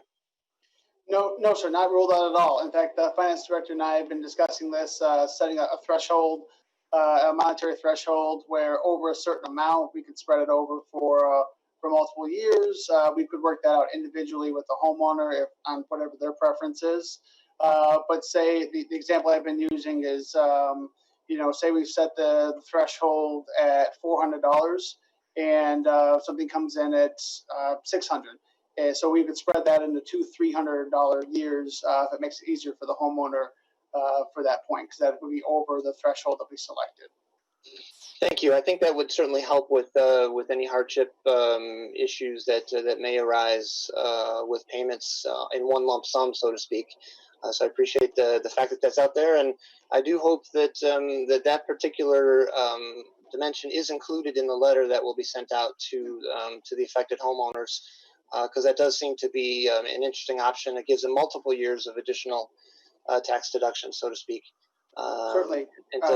Interest-free loan and all that stuff. Certainly. And one of the benefits of being on the tax bill as well is that those that qualify for existing hardship protections under the state law would also get to apply those protections as well. So, each resident can select their own best option, but there are a number of benefits to the resident to pay for this through their summer tax bill. Great, thank you. That's it for now. Councilmember Gavin. Thank you, Your Honor. Not a question, just a comment more than anything else. I certainly know, obviously, and this is brought before us because I know that, not the only one that sees the need for improvement with the sidewalks, but I certainly appreciate the administration's work to help mitigate any immediate cost burden to the taxpayers on this. And I know city manager and I have had conversations about looking at alternative funding mechanisms, which I do think are necessary, that can not only offset, but more hopefully eliminate costs of sidewalk improvements for taxpayers. And so I certainly will continue to explore those options. And I know of which the city manager has been supportive into looking into that. So, but thank you in the interim for having those offsets that can kind of help mitigate some of the cost burden that might initially be upfront. So that's all I have. Thank you. Councilmember Hammond. Yeah, so it is a difficult ask to ask people to bring up money and this economy, but this is an infrastructure issue, and if we don't keep moving on infrastructure, we just get further behind and things get more costly. And I think if we were in the middle of this program when COVID hit, that we wouldn't put it on hold, that we would keep moving forward. I do want to echo Councilmember Baker's thoughts that I would be interested when we start talking about the repayment on that we come up with a cap that if people want to pay more, that's fine, but a cap that is per year, and if it exceeds that, it takes however many years to pay that. A question I do have is, and I know costs are going to vary depending on circumstances of specific slabs and so forth, but do we have an idea of what the average slab is going to cost for a homeowner, and maybe the range of costs that homeowners might expect, or what the average homeowner might expect? And I know very preliminary, but I know Roland has run some rough numbers. So Roland, if you wouldn't mind sharing some of those numbers. Again, these are very preliminary costs. Every site is going to be different, but I think Roland can share some numbers for us. Yeah, we expect a per slab cost between $350 and $400. And then it'll depend on how big your slab is and how many slabs you have along your frontage. And again, just to remind everybody, these are immediate slabs. These are 2 inches and above. These are trip hazards. So definitely something that the city needs to take care of, or should take care of quickly. Okay. Does that cost include the city's part of the cost, or for the engineering work and so on that we do, or is that the actual cost we might be? And I know it's an estimate, so I don't want anyone at home thinking that this is for sure what we're promising you. But could it be less with the parts of the fees that the city takes care of? I don't think it would be less than that, than the 350. Yeah, that is taking into effect that the city is covering the engineering costs, Councilman. So that is taking out all of the engineering costs associated with the program. Okay, thank you.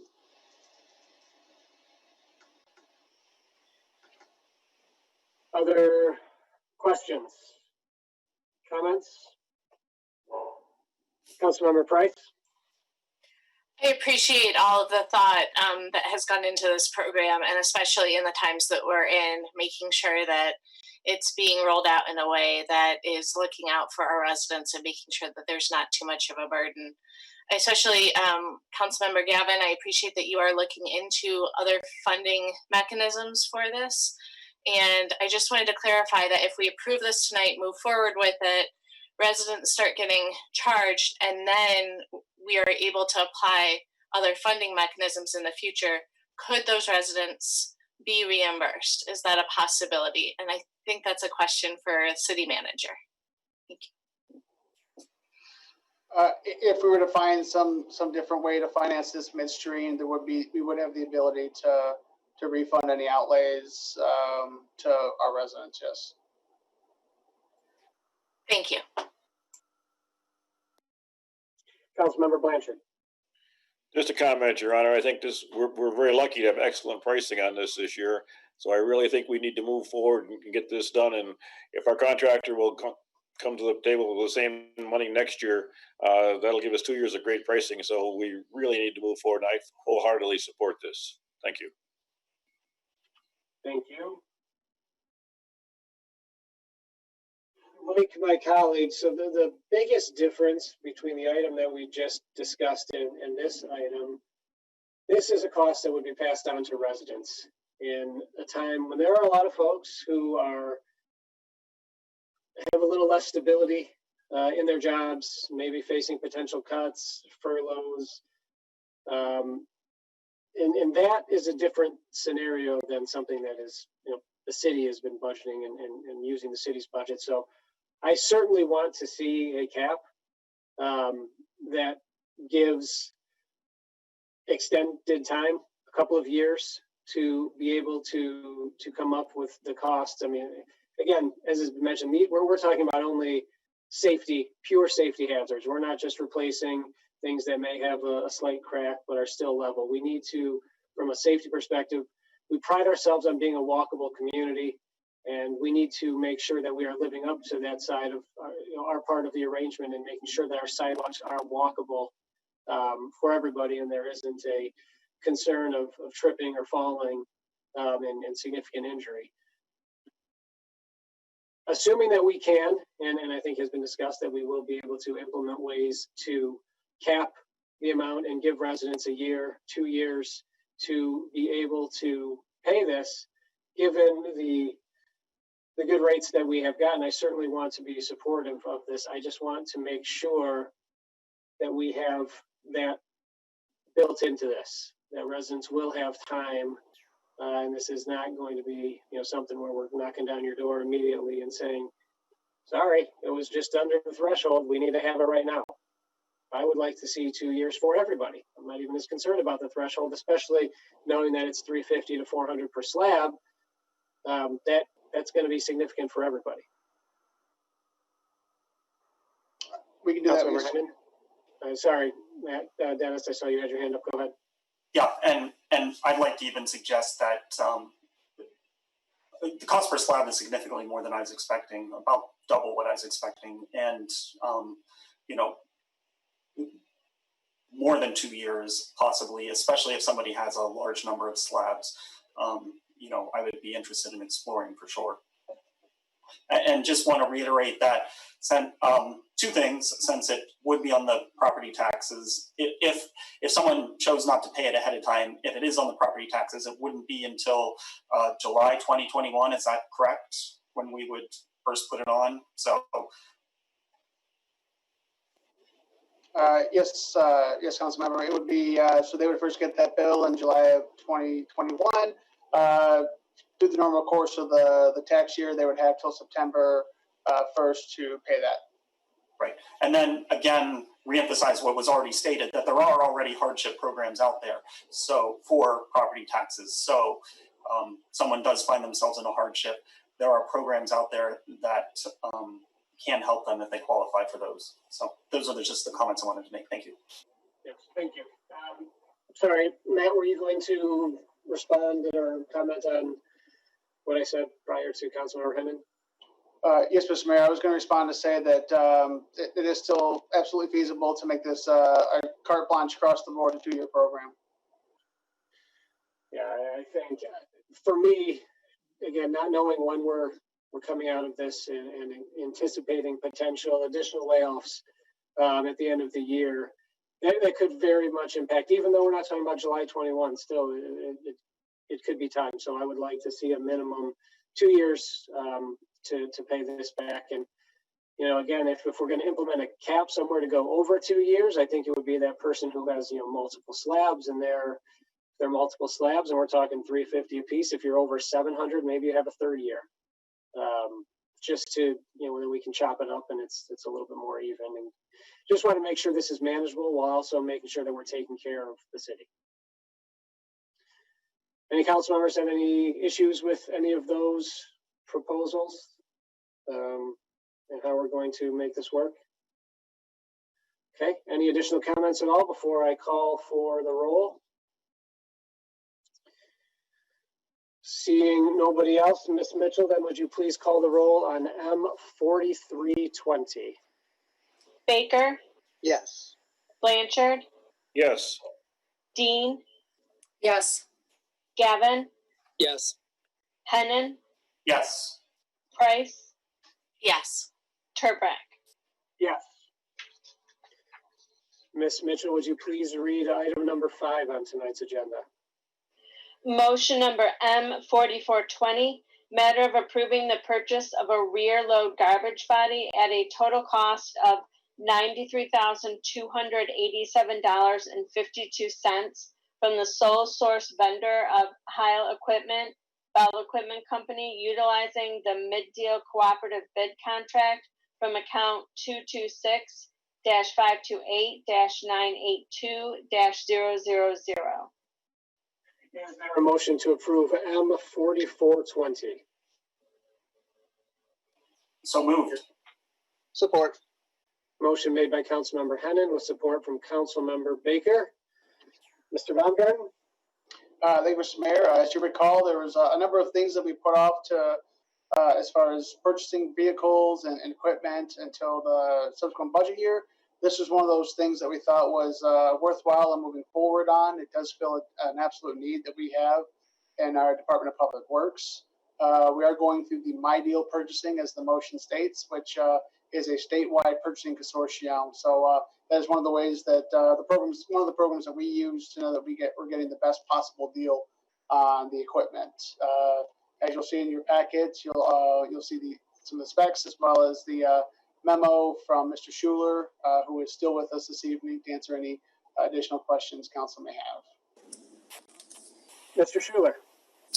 Thank you. And just to elaborate a little bit more, this is going to be used on our hook trucks. So if you recall, we're trying to be more efficient with our equipment and use the equipment more regularly throughout the year. So instead of purchasing a full garbage truck, as we've done in the past, we're looking to utilize some of the hook truck chassis that we have purchased in the past that we use for winter maintenance as well, to also use these vehicles in the fall when we do curbside leaf collection.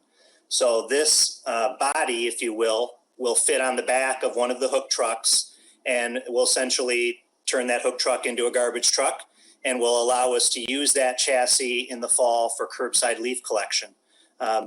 You may also recall we've purchased used garbage trucks in the past, and we've done a pretty good job of replacing some of those older vehicles. And even the used garbage trucks can approach $200,000 for the full truck. So this is at a considerably less amount, and we'll be able to use our hook trucks that we currently have with this garbage body. I will say we're on the front end of this technology as it relates to the rear loaders. So it's exciting to be on the front end, but by the same token, we need to make sure that we're dotting our I's, crossing our T's, so that we get a good product in the end. But we're excited to take this step, and we do believe that this will make us a more efficient fleet in the future as well. I'm happy to answer any questions. Questions for our director? Councilmember Blanchard. Thank you, Your Honor. I looked over the spec. The spec looks good. If I have one question, Derek, we're spec to get a 15,000 pound capacity overhead winch. That's normally used for dumping dumpsters. Do we need that, or is that something that's standard and we have to take with the body? It is not standard, Councilman, but we have purchased those winches in the past on our other trucks, and we have used them from time to time. So we thought it was prudent to include it in this bid. Okay. Other than that, everything looks good. Looks like you've done a good job of speccing this out, and it will be interesting to see how it functions, how the hydraulics all function on the hook truck. Well, thank you, Jack, for continually checking out the specs for all of us and making sure that the specs certainly fit our high expectations here in the city. And thank you, Derek, for that response. Additional questions for our director?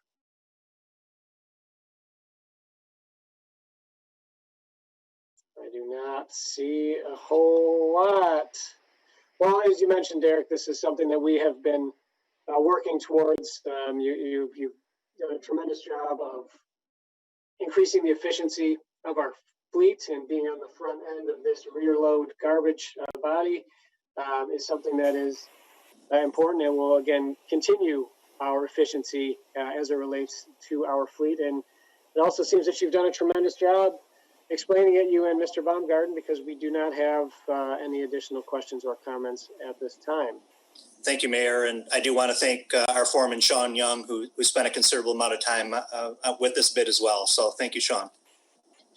No, that's a good point, Director.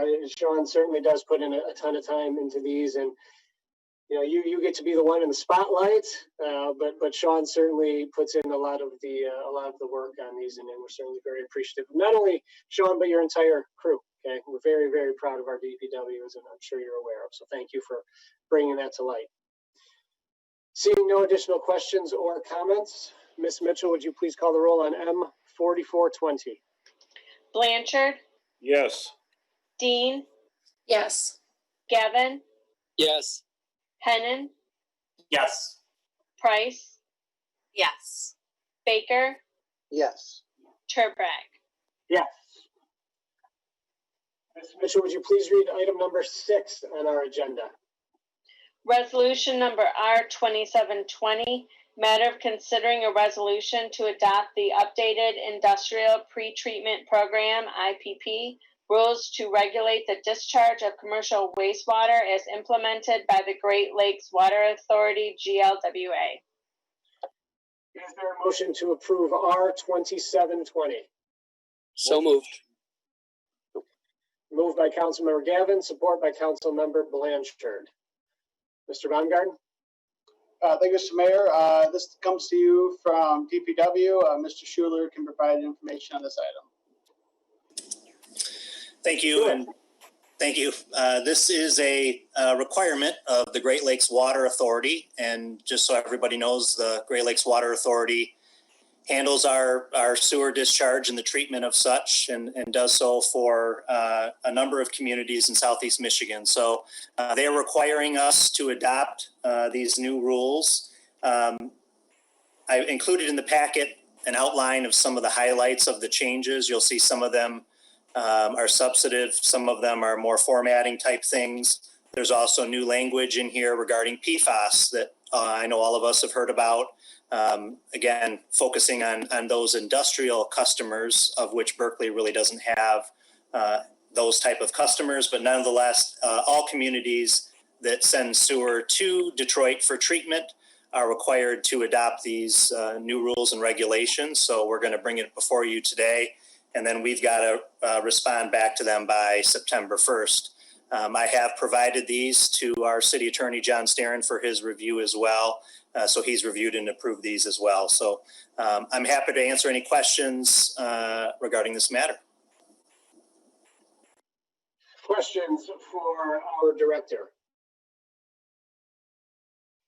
Councilmember Blanchard. I did not realize there were specs involved in this. Just one quick question, Derek.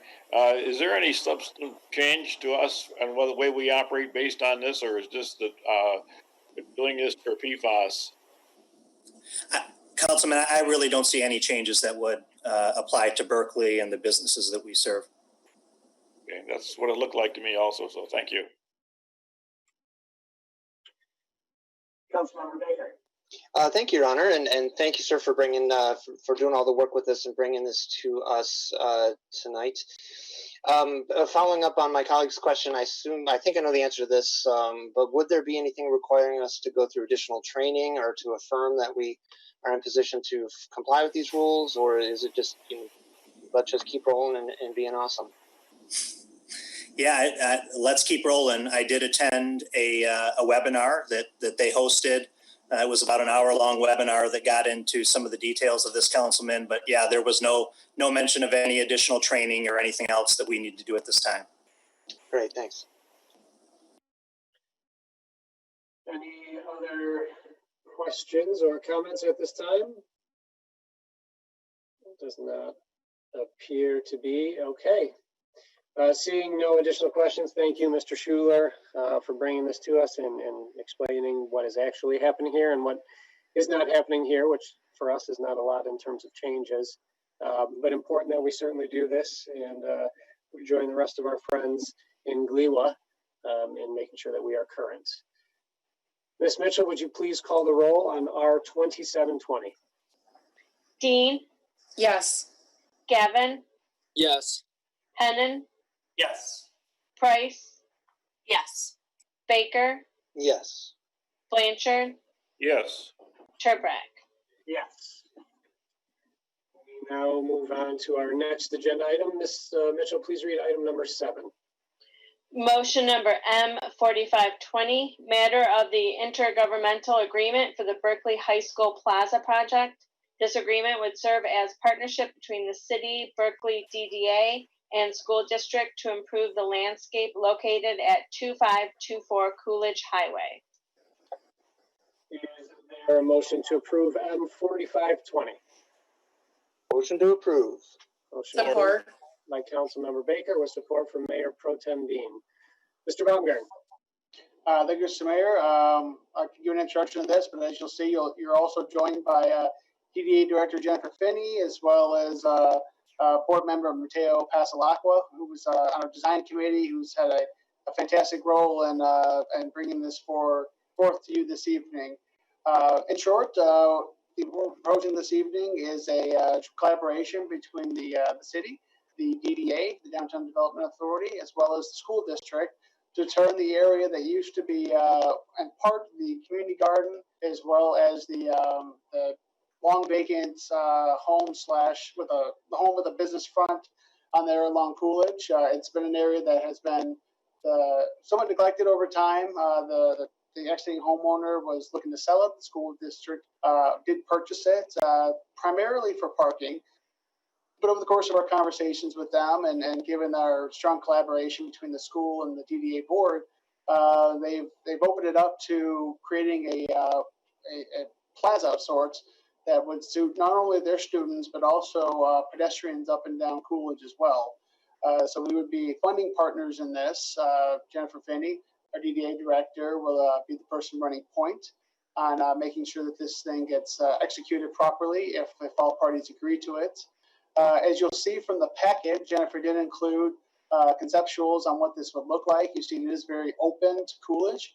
It doesn't give anyone the impression that it is just for high school students, but it also provides them safe area, shaded space, a collective space that is near the school, so they can't go far during their lunch hour, but also evening time, morning time, create opportunities for gatherings safely, of course.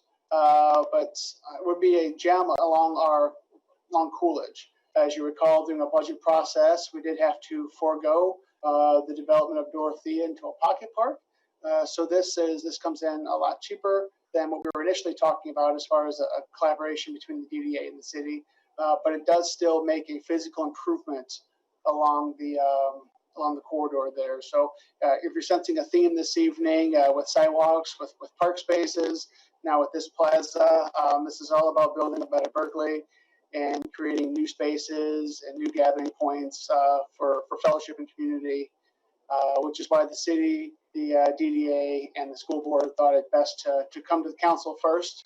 It is actually, I think it's being discussed this evening, but the school board as well. They meet simultaneously with us this evening, and it'll be discussed by the DDA board Wednesday morning at their regular meeting as well. So hopefully that provides a good opening introduction to this conversation. Executive Director Finney, Jennifer, thanks for being with us. Mr. Basilacco, Mateo, thank you for being with us this evening. Anything else you guys would like to add that was not already discussed by the city manager?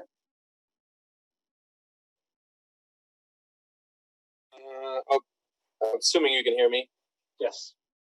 Yeah. So, I mean, the only thing that I would add is that you can kind of see from the design or the concept of it is that we did try to incorporate elements from the design guidelines that have been discussed over time. That was important to us is to kind of use this as a, if we're gonna, if we want the design guidelines, then we should practice what we preach. So this is kind of a step in that direction. I also wanted to be honest with you, whether it passes or it doesn't, I'm hopeful that it does. I'm really proud of the collaboration that's taken place between the city, the DDA, and the school district up to this point and kind of getting us to this point. We're all too commonly labeled as big bureaucratic machines that can't get anything done. And everybody hustled on this and, again, kind of came to what we all foresaw as a fair agreement between all three entities that did best to represent the commercial district businesses, the residents of the city, and the school district itself. So I'm proud of what we've accomplished, even if for some reason it does not pass. But I would ask for consideration for that fact, because once again, we're in government, we're kind of labeled as this slow-moving, non-collaborative machine, and this has been the exact opposite. We put this together. I wouldn't say hastily, but we have put it together quickly and with cooperation. So I'd be happy to answer any questions about specifics, but I'm proud of how far we've gotten it. Yeah, I think that's a point that sometimes goes unnoticed. Yes, we do collaborate with not only neighboring municipalities in the school district, and we certainly hope to collaborate with our boards and commissions as frequently as possible. But this is a great example of three entities coming together to achieve a common goal, and maybe leaving some of the other stuff at the door and just having a very productive discussion, which you mentioned got us to this point today. So thank you for bringing that up and for your work in this project. Jennifer, anything else you would like to add? Mateo and Mr. Baumgarten did a wonderful job at explaining this project. I know this will be a true asset to the downtown. Like Mr. Baumgarten said, it's not just for high school students, it's for the entire community. It's a place to gather, hold events. I think, it would be a great asset. And also just the partnership that we've had now, with the city council, with the school district, and with the DDA. It's a great partnership, and I'm hoping, this moves forward, and in the future we can collaborate and partner on other projects to help create a better Berkley. Well, thank you. And as was mentioned, we would have a representative from the school district with us today if they were not also meeting to join in. So they are having the same thing without us right now. Questions for either Mr. Baumgarten, Ms. Finney, or Mr. Pasalacqua? Mayor Pro Tem Dean. Yes, thank you, Your Honor. Well, first, I just want to say that having served on the DDA and specifically the Design Guidelines Subcommittee, I'm really excited about this project. I think the design looks great. You guys have done a great job. I do have a question, however, about the termination of the agreement. On, I guess it's page 10 of the larger document, it appears to me that we are committed for 6 years and then in 2-year increments after that. And then if the school district at any time wanted to dissolve this agreement, they would have to put it in writing and give 30 days. Is that, am I reading that correctly?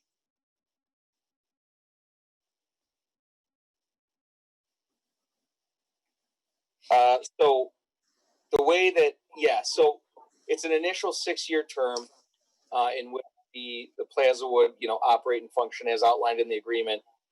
And then it would automatically renew every 2 years after that. If the school district wanted to take back control of the property,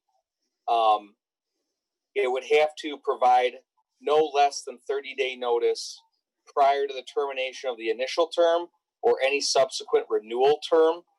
It does state that it needs to be for, a school purpose. And, while not everybody was privy to the conversations that we were having with the school district, that's the way that it is structured. Thank you.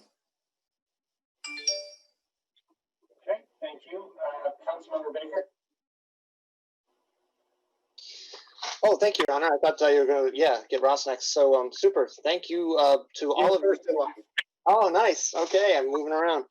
Well, thank you all for the work that you've done, and the partnership is indeed terrific with this. I usually do get the opportunity to ask questions about timing and impacts. So if we were to move forward, the school board likewise, and the board had everything in order, could you share with us a little bit more about the implementation timeline, and then the any potential impacts to the existing traffic and parking along Coolidge at that location? Anything you can share from a timing perspective? So time is of the essence. In a perfect world, we were looking to have all of this in front of everybody and approved in July, but everybody's plate is full. And so it pushed us to August, but we feel pretty confident that if we get approvals this week from all three entities, that we could get this done this year, this calendar year. The majority of the material is concrete, which can be poured in cold weather.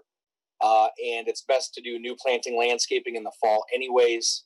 And so we feel as though if we get the approval and, everyone will be hustling Wednesday after the DDA meeting, that we could get this implemented this year.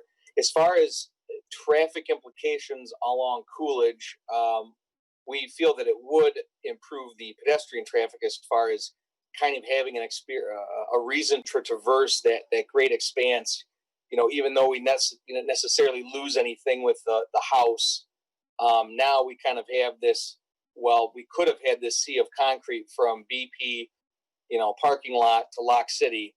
And no offense to the way those businesses are laid out, that's not on them. But it was kind of this entire block that, the mind just might not be as comfortable trajecting. But now there's kind of this halfway point that's interactive and a reason to go and a reason to stop. As far as automobile traffic is concerned, the space is big enough to have, I would say, intimate events, but I don't think anything that would require a large amount of parking. And what parking would require, the on-street parking is there. BP doesn't need it. Lock City doesn't need it. So we've got the whole block on that side for people to use. Hopefully, I think that answers your question. Yeah, that was it builds on it. My core was during the construction process itself, any impacts to traffic. I agree with you on those points about aesthetics and activating that portion of Coolidge. As you know, we're all about the downtown and making Coolidge more pedestrian friendly and attractive for passersby. So my question was more on the question of while it was being built. Do we see any impacts to traffic, or how we'll be putting signage up around that? I can't speak to that 100%, but I know that, once we know, the community will know, and we'll make sure to give as much notice as we can. I would assume, again, given it's a relatively light impact construction project, that any kind of materials or vehicles needed to do the work could utilize some of the off-street parking space. But again, any kind of signage or information that would need to be made available would be with ample notice. Great, thank you. Councilmember Gavin. Thank you, Your Honor. A couple quick points. I love the concept here about a shared space for students and residents generally. Was wondering if we could talk a little bit more about just kind of factoring in student safety during day, lunchtime, once things actually start back up, I understand, outside time, whatever it may be. Can we talk about that in terms of what the design looks like? And then the second point, just wondering about any green infrastructure opportunities during design and construction as well. So thank you. So I guess I would say to your second question, as far as like green design or things of that nature, I know we've selected, there is some green space there to absorb some water runoff. I know Aaron's was involved with kind of the designs and what we were looking at. I can't say that there's anything like porous concrete or anything of that in the design of it. The budget is tight for the project. But as far as green infrastructure is concerned, we've picked low maintenance foliage for the space, that will be able to retain some of the water that, that's generated from the weather. As far as your first question, could you repeat and clarify? Sure. Yeah. I just want to make sure that, we certainly, if you have, individuals coming in and out of the space during school hours, again, once school actually begins and, in earnest in person, I just wanted to make sure that any type of, if we're incorporating certain types of design, to make sure that when students are out there, either during, lunchtime or just, whatever the course may be, that we've incorporated elements of safety to make sure that, there's not a lot of roaming around on campus or anything like that. Yeah, I know that the school district at request has, unless something has changed, the fencing or between the parking lot and the plaza itself will be continuous. There won't be a break or a gate in it. And, there are elements in place to kind of promote what I'll call gentle use, sitting. There'll be art displays that they can view. But I don't think we don't foresee any negative loitering effects, I guess, if that might be the best way to put it. Perfect. Yeah, that was, just wanted to expand upon that a little bit. So thank you very much. I appreciate it. Sure. Councilmember Blanchard. Thank you, Your Honor. I've got a few questions. Who will the school district administer this space normally, as far as scheduling and things like that? Is that could be their mission? So there was some conversation about use of the space, and what we agreed upon was that if any entity wanted to use the space for an official event, either the city, the DDA, or the school district, they would have to get the approval of the other two parties. It'd have to be unanimous, but denials could not be withheld, arbitrarily. But then we also allowed in the use of it for the school district, if there was no event planned for the space, the school district would have impromptu use of it during the school year, during school hours. Okay, thank you. Who is going to be responsible for day-to-day maintenance? I had a note here, who's going to empty the trash cans? And I went back and looked at the drawings and didn't see any trash cans. So that may be something we want to look at too. No, yeah, trash cans is a great point that we can definitely look at. The DDA has agreed to maintain the space under its current budget for that corridor. But we have tried to be very diligent in design on keeping that maintenance low.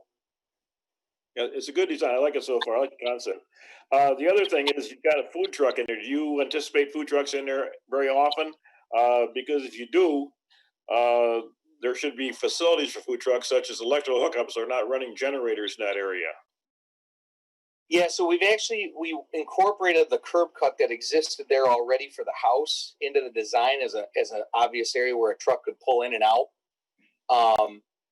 I can't speak to the utility element of the food trucks. I don't foresee the food trucks being there constantly. It's kind of hard to gauge the success of certain elements of the design until they're implemented. But is your concern more or less that if a food truck would have to be there without utility hookup, the generator would be running all the time and would kind of be a noise disturbance?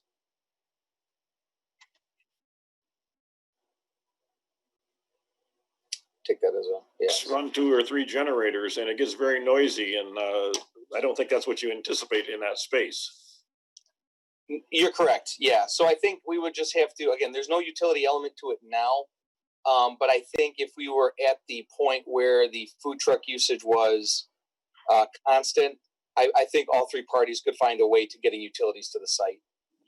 And just a comment for the city manager, we don't have a food truck ordinance. We don't have any way other than with our events, which we have inspections that are conducted by myself and the fire marshal. We inspect the food trucks, but we need, if we're going to do this, we need either a food truck ordinance or an addendum to the details for the fire marshal explaining in detail, which we've written, that have never been put in place yet, how the food trucks have to function in order to be compliant with the city regulations. Yes, sir. And I know the planning commission has talked about that on occasion, off and on. One of the things that was discussed was this would be on the topic of event planning and things like that, that the food truck would really be there in complement to an event that's going on. So it would not be pulling in there just to serve the student body on occasion, or anything like that. Our conversations has mostly been able to on how to accommodate a food truck during an event being held there. So they would fall under that review by yourself as well as the fire marshal until we have something more robust in place as far from a rule standpoint. Well, you're saying I got to write a whole lot more event plans. Well, sir, I would hate to take your favorite hobby from you. Thank you. I will tell you that Erin is with us listening, and I'm sure she got the memo there, and I think they're going to become more common anyway, so it is something we need to address and make sure that we have taken care of. Other questions, comments?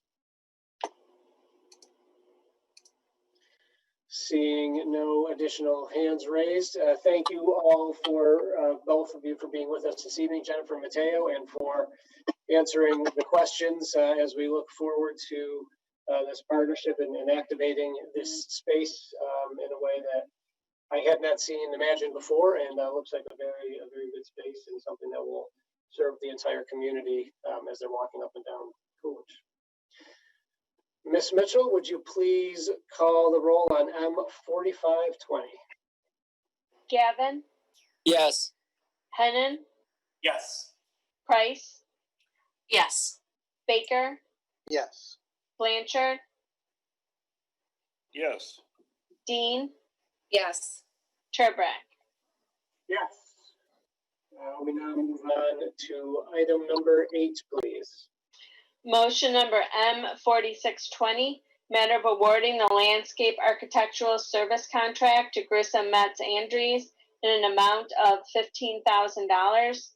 GMA services would include assistance with construction documents, bidding and construction phase services for pedestrian hardscape, and landscape design for the Berkley High School Plaza project. Is there a motion to approve M4620? So moved. Support. Motion made by Councilmember Gavin with support from Councilmember Baker. Mr. Baumgarten? Thank you, Mr. Mayor. This is an item that is contingent upon all 3 bodies agreeing to the previous agenda item. But what this would do would be allow us to bring on Grissom Metz to help us move all the way through the construction documentation phase. So they would develop the specs that we need to move forward to get this out to bid on behalf of the interlocal agreement, and actually get a contractor in place to start making conceptuals into realities. You'll see the agreement is itemized from the phases all the way down through the amounts that would be shared by the 3 bodies, as well as their scope. as mentioned in the previous item, Ms. Finney is going to be primarily the three entities go-to person for this project. She's going to run point. She's going to be the main contact with Grissom Metz on this one. Ms. Finney, anything else you'd like to add? Yes, thank you, Mr. Mayor. One other item to note is we've used this company with this project. They're actually the company who created that beautiful rendering that you saw in today's packet. So they are already very intimate with this project, and they've been working with myself and some of the other planning team, as I call it, from the city and from the school district as well. So we already have that relationship there.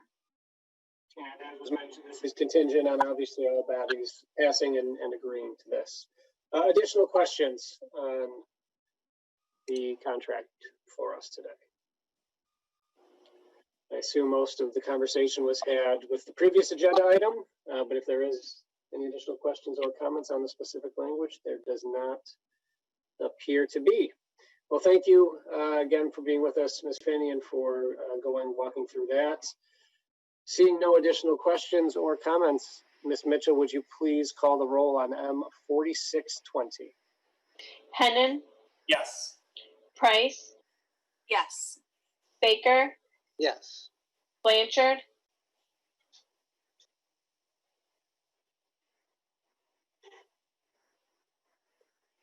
We'll come back around in a second here. See if he comes back on. Okay. Dean? Yes. Gavin? Yes. Blanchard?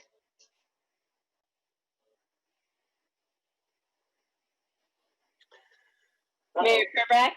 Yes. Councilor Blanchard is no longer here. I assume experiencing some sort of technical difficulties. We have the requisite number of votes. We will move on. Ms. Mitchell, would you please read item number 9 on tonight's agenda? Motion number M4720, matter of approving the appointments to various boards and commissions. Is there a motion to approve M4720? So moved. Support. Motion made by Councilmember Price with support from Councilmember Baker. Mr. Baumgart? Thank you, Mr. Mayor. This is a continuation of the conversation we actually started back in June. If you remember, we did extend the terms of some of our committee members. We appointed a couple, but we did still have some outstanding items in the Beautification Committee, the Citizens Advisory Committee, Parks and Rec, Planning, Public Safety Pension, Technology Advisory, and we did end up having to fill a position on the CBA as well, which is also on the slate presented to you this evening. Just a little bit of process for those watching at home. Thank you to everyone who has put in their applications. We do collect those. They are put into shared drives. They're shared with every member of council, as well as the staff liaisons for each of the appropriate bodies. Many of the council liaisons and staff liaisons even end up sharing those with the members of the boards and committees and commissions. So they are well vetted. We do ask that council members end up putting forth their preferences for each of these bodies. Those are collected on my end and put together into a slate, which is put out to council for their consideration, which brings us to this evening. I apologize that those were not able to be included in time for the packet, but I'll go to each of the terms now with you and for those watching at home. So on the Beautification Committee, we've got Jennifer Hance, an appointment for a term expiring on July 1 2023. Elaine Stedman, appointment to a full term ending in July 1, 2023 as well. Jeremy Cohn, appointment expiring July 1, 2023.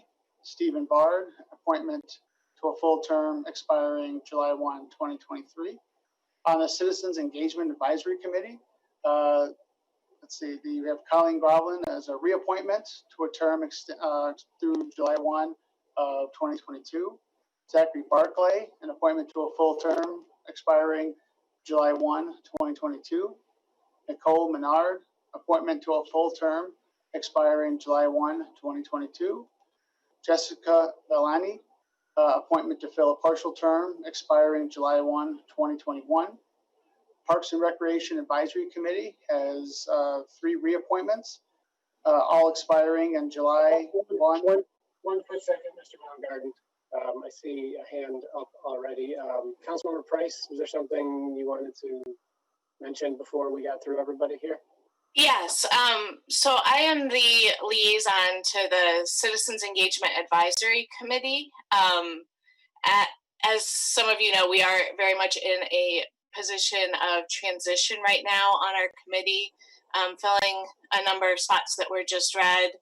As council knows too, we were also notified on Saturday that one of our other members stepped down. She resigned. And so I did want to make a friendly amendment to add another applicant to the list that we're discussing tonight. Jessica Worrell is a very engaged member of our community. She recently started the Emergency Pantry for Berkley, a Facebook organization that has helped support residents. She's a community organizer, and she introduced herself to council a couple weeks ago in an email. So I'm confident everyone else is familiar with her and her qualifications and the perspective that she brings to the committee. So we'd like to add her as an appointment to the CEAC Yes. because of the reasons you mentioned. Yes. Council members have any reservations on adding her to this? Councilmember Hennon? I would support that, fully support that. Okay. Support. Everybody else? Okay. Natalie, you made the motion to correct. Who supported this? Sorry, Victoria. Who was the seconder?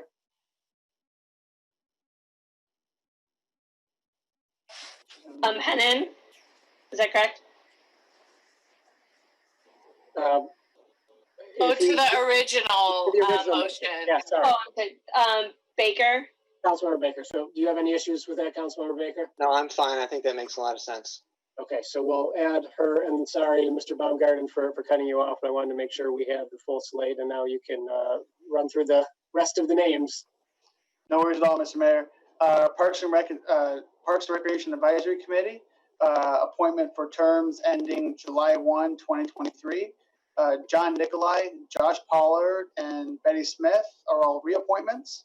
The board would have a Melissa Hammond as a first-time appointee to a full term, also ending in July 1, 2023. Moving on to Planning Commission, Kristen Kapolansky has submitted for reappointment for a term expiring on 2023. New appointments would include Mr. Joe Bardis for an appointment through 2023, and Julie Stern with an appointment full term expiring also in 2023. On a Public Safety Pension Board, Mark Masanoff. Mark, I apologize if I still don't get your name right after knowing you all these years. For reappointment to a 2-year term expiring in 2022. Our Technology Advisory Board, Reed Clintworth, appointment to a full term, first-time appointee to that body, 2022. And then last but not least, we had a resignation from Mr. Greg Butts. We are recommending that Maria Ward, our most senior alternate to the ZBA, be appointed to the remainder of Mr. Butts' term, which also expires July 1, 2022. We would need to advertise and fill the alternate position at a later date. And Mr. Mayor, that's the slate of appointees for this agenda item. Well, thank you. And council members, we have seen all of the very qualified volunteers in our community that have really stepped up to fill out these boards and commissions, and many first-time members to these boards and commissions, which is wonderful to get some additional perspectives and see how other folks feel about the way that things are going. These advisory boards certainly serve a critically important role in our community and as advising their respective niches and what we should do in the community moving forward. So I'm incredibly grateful that we had such great turnout for this. And the unfortunate reality is we have, many qualified applicants and only so many spots to fill. And it's unfortunate, but if we had uncapped membership on all of these boards, it would be very difficult to maintain and conduct business in an efficient manner. But there will be additional vacancies in the future, and we certainly hope that we continue to get the incredible support from the residents that we had over the last few months. So thank you all for that. Additional questions or comments on what the manager read to us? Councilmember Price. In addition to thanking all of the incredibly qualified and enthusiastic residents for applying, I also wanted to thank city staff, especially Tori Mathis, our Citizens Engagement Officer, for publicizing this round of appointments so well. I feel like residents had many opportunities to know about what specific boards and commissions needed more volunteers, and we saw a huge number of interest because of her great engagement with the community. So thank you, Tori. Thank you to the staff for doing that. Excellent point. Thank you. Any additional questions or comments? Seeing none. Ms. Mitchell, would you please call the roll on M4720? Price? Yes. Baker? Yes. Blanchard? Dean? Yes. Gavin? Yes. Hennon? Yes. Turbrack? Yes. We have now reached our second public comment section of the evening. This is for items that were not included on tonight's agenda, other items that you would like to bring to City Council. The same rules apply as before, which is a 3-minute time limit. And then unfortunately you will be muted as we saw earlier. We have to stick to our rules. But if your concern does need to be addressed, please make sure that you email the clerk's office at clerk@berkleymish.net or call the clerk's office at 248-658-3310. If you would like to comment, please raise your virtual Zoom hand or turn on your camera and raise your hand, or dial in at 1-312-626-6799. Again, that is 1-312-626-6799. You will be recognized either by name or number. When you speak, please state your name and city of residence.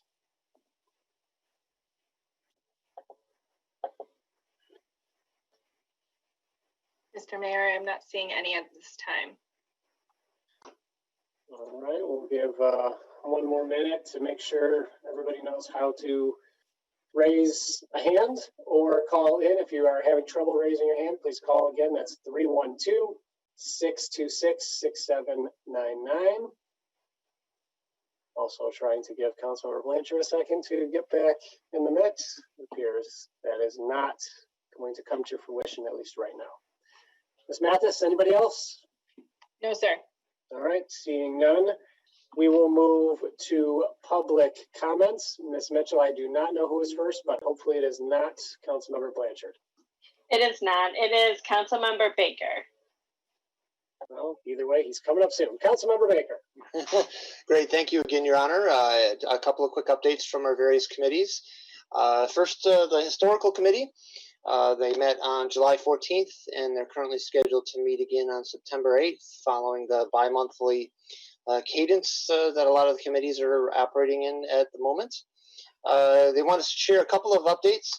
The section of the historic sidewalk from the corner of Brookline and Beverly has been installed outside of the museum, and extra thanks again to Derek and the DPW team for all their help in making all of that happen. And work continues on new displays inside of the museum for an eventual opening, including a very nice new rolling display rack that was built and donated by Dean Smith, a friend of the city's for many years. His handiwork will hopefully be able to be seen and enjoyed when the museum is able to open at some time in the future. And you may have had an opportunity to purchase and enjoy the holiday mug last holiday season. Well, the good news is another holiday mug will be on its way before you know it. So start thinking about how many orders you'd like to make to give out as gifts as we head into the holiday season. The technology committee, I'd like to again thank our new member for joining the team. It should be super exciting, and to thank all of those that have re-upped for another tour here. Really cool stuff. The committee is certainly hopeful that some of the work that has already been accomplished will be able to roll out to the community at some point. They have some pretty cool stuff that's been sitting in the can for quite a while now. And so we're really hopeful that whatever kind of things we need to do to make some things happen, we'll be able to do so very soon. Their next meeting is slated for next week, August 19th at 6:30 p.m. And as a quick safety plug, I just wanted to fit this in. For those, I mentioned masks earlier. When you do wear a face mask, it's not to protect you, it's to protect other people from you. And likewise, if other people are wearing masks, it's not to protect them, it's to protect you from them. So if we're all wearing our masks, then everybody's taking care of everybody else, and we'll be living up to our city motto of "We Care." And I'd like to shift with a quick quote from Emily Buchholz. She is the executive director of what's called the Corporate Institute, and she talks about many small businesses have been forced to lay off employees or to close altogether. Many have struggled to find ways to pay for their basic needs. And with those new realities comes an increased demand for help and guidance. And I use that as an intro into an extended DDA section for just a moment. I've mentioned their meetings in the past, but haven't gotten into too many of the details here. And I just want to highlight some of the tremendous work. You've heard some of it already with the items on the agenda, but the tremendous work that our new executive director and the board, fully re-engaged here, has been doing. They've been putting a lot of their funding in toward marketing and digital and print ads, media relations, and webinars in order to help our businesses. They have a masterminds group where downtown businesses can come together to share ideas and help one another. They've even thought about and working on, given the construction going on 12 Mile right now, to do like a playlist, a music playlist, a construction themed playlist. I think that's really fun. They also are preparing for the holiday season with the holiday lights contract coming up. They're issuing face masks to all of the businesses for their employees to wear in safety and in pride. And we've all talked about wayfinding, those the directional indicators to help let you know where the cool stuff is and which way to turn to get there. Well, the DDA has a portion of the wayfinding initiative, and the bids will be going out very soon for that. And the timeline is for phase 1 of those signs to be installed later this year, targeting December. So that's good news. We may actually see some wayfinding happen in this calendar year. There's great new facade grants coming to the board's consideration for 2 very well-deserving businesses. They have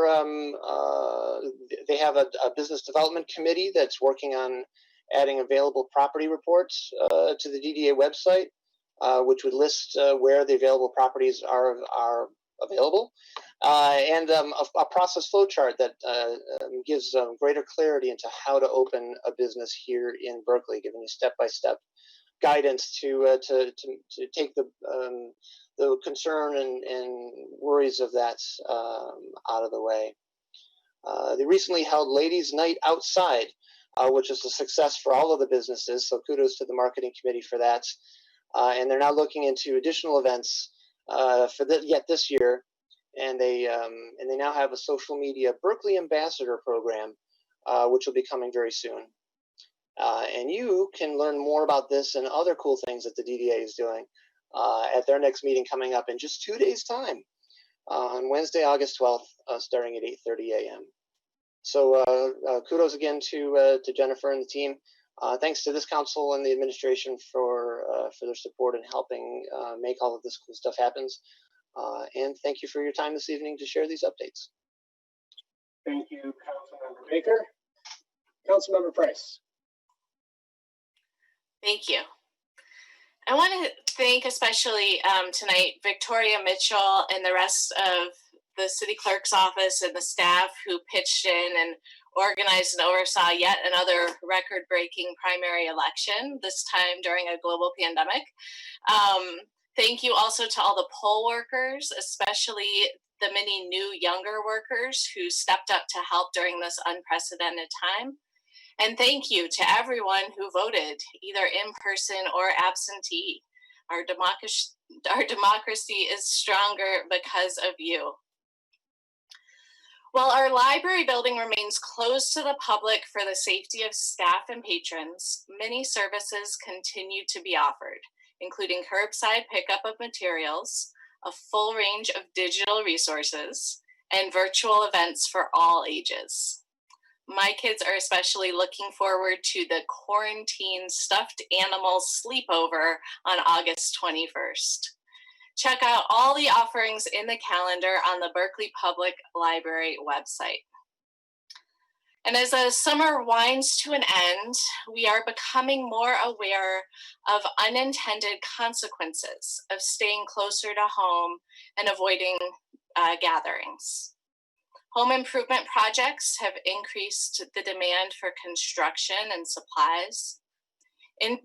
Injuries from individual activities like biking and scooters have increased as families avoid team sports. Increased drownings of toddlers are linked to the increased popularity of backyard pools when we can't gather at community pools. This is, of course, not to say that we should ignore the serious risks of an unchecked virus, far from it. However, we must also be mindful of the ways in which our world has changed and pivot accordingly. We must increase our budgets for construction, just as we remind our kids to wear their helmets and put safety fences and alarms around the new pools in our backyards. And we must also remind ourselves that even though social distancing feels normal now, it is still also really hard, and that it will not last forever. As a community, we must continue to plan for a future when we can gather together in person again. Stay safe out there all. I hope to see you from a distance in the fall. Thank you. Thank you. We have a special guest via telephone, Councilmember Jack Blanchard. You are up. If you can unmute there, or there he is. Thank you. I've only got a couple of things. One, this is going to be the Dream Cruise weekend, so since we aren't having a cruise fest or an official Dream Cruise, I just want to remind people that there may be groups out there, and please avoid large groups. Remember to wear your mask and stay a safe distance, because we do not want to have any COVID-19 spread from gatherings in our city during the Dream Cruise. So be careful, because there'll be a lot of people that are coming, I'm sure. We'll be monitoring. I'm up north right now. I'll be back tomorrow, so I'll be there for the Dream Cruise. The other thing is the Berkley Chamber will be producing their 2020 Berkley Huntington Woods City Guide in October. It's the magazine that you remember you got one last year, was the first issue. This will be the second issue. If any of you have businesses or are interested in putting ads in, they can be done through the Chamber Executive Director. But it'll be coming out in October, and it will list all the businesses and tell a lot about the different businesses. So something that you can hang on to for the year to look up information about the businesses in the city. That's all I have at this time. Thank you. Thank you, Jack, and thank you for being able to dial in to finish the meetings. I made the other votes for you. Don't worry about it. They were just fine. Mayor Pro Tem Dean.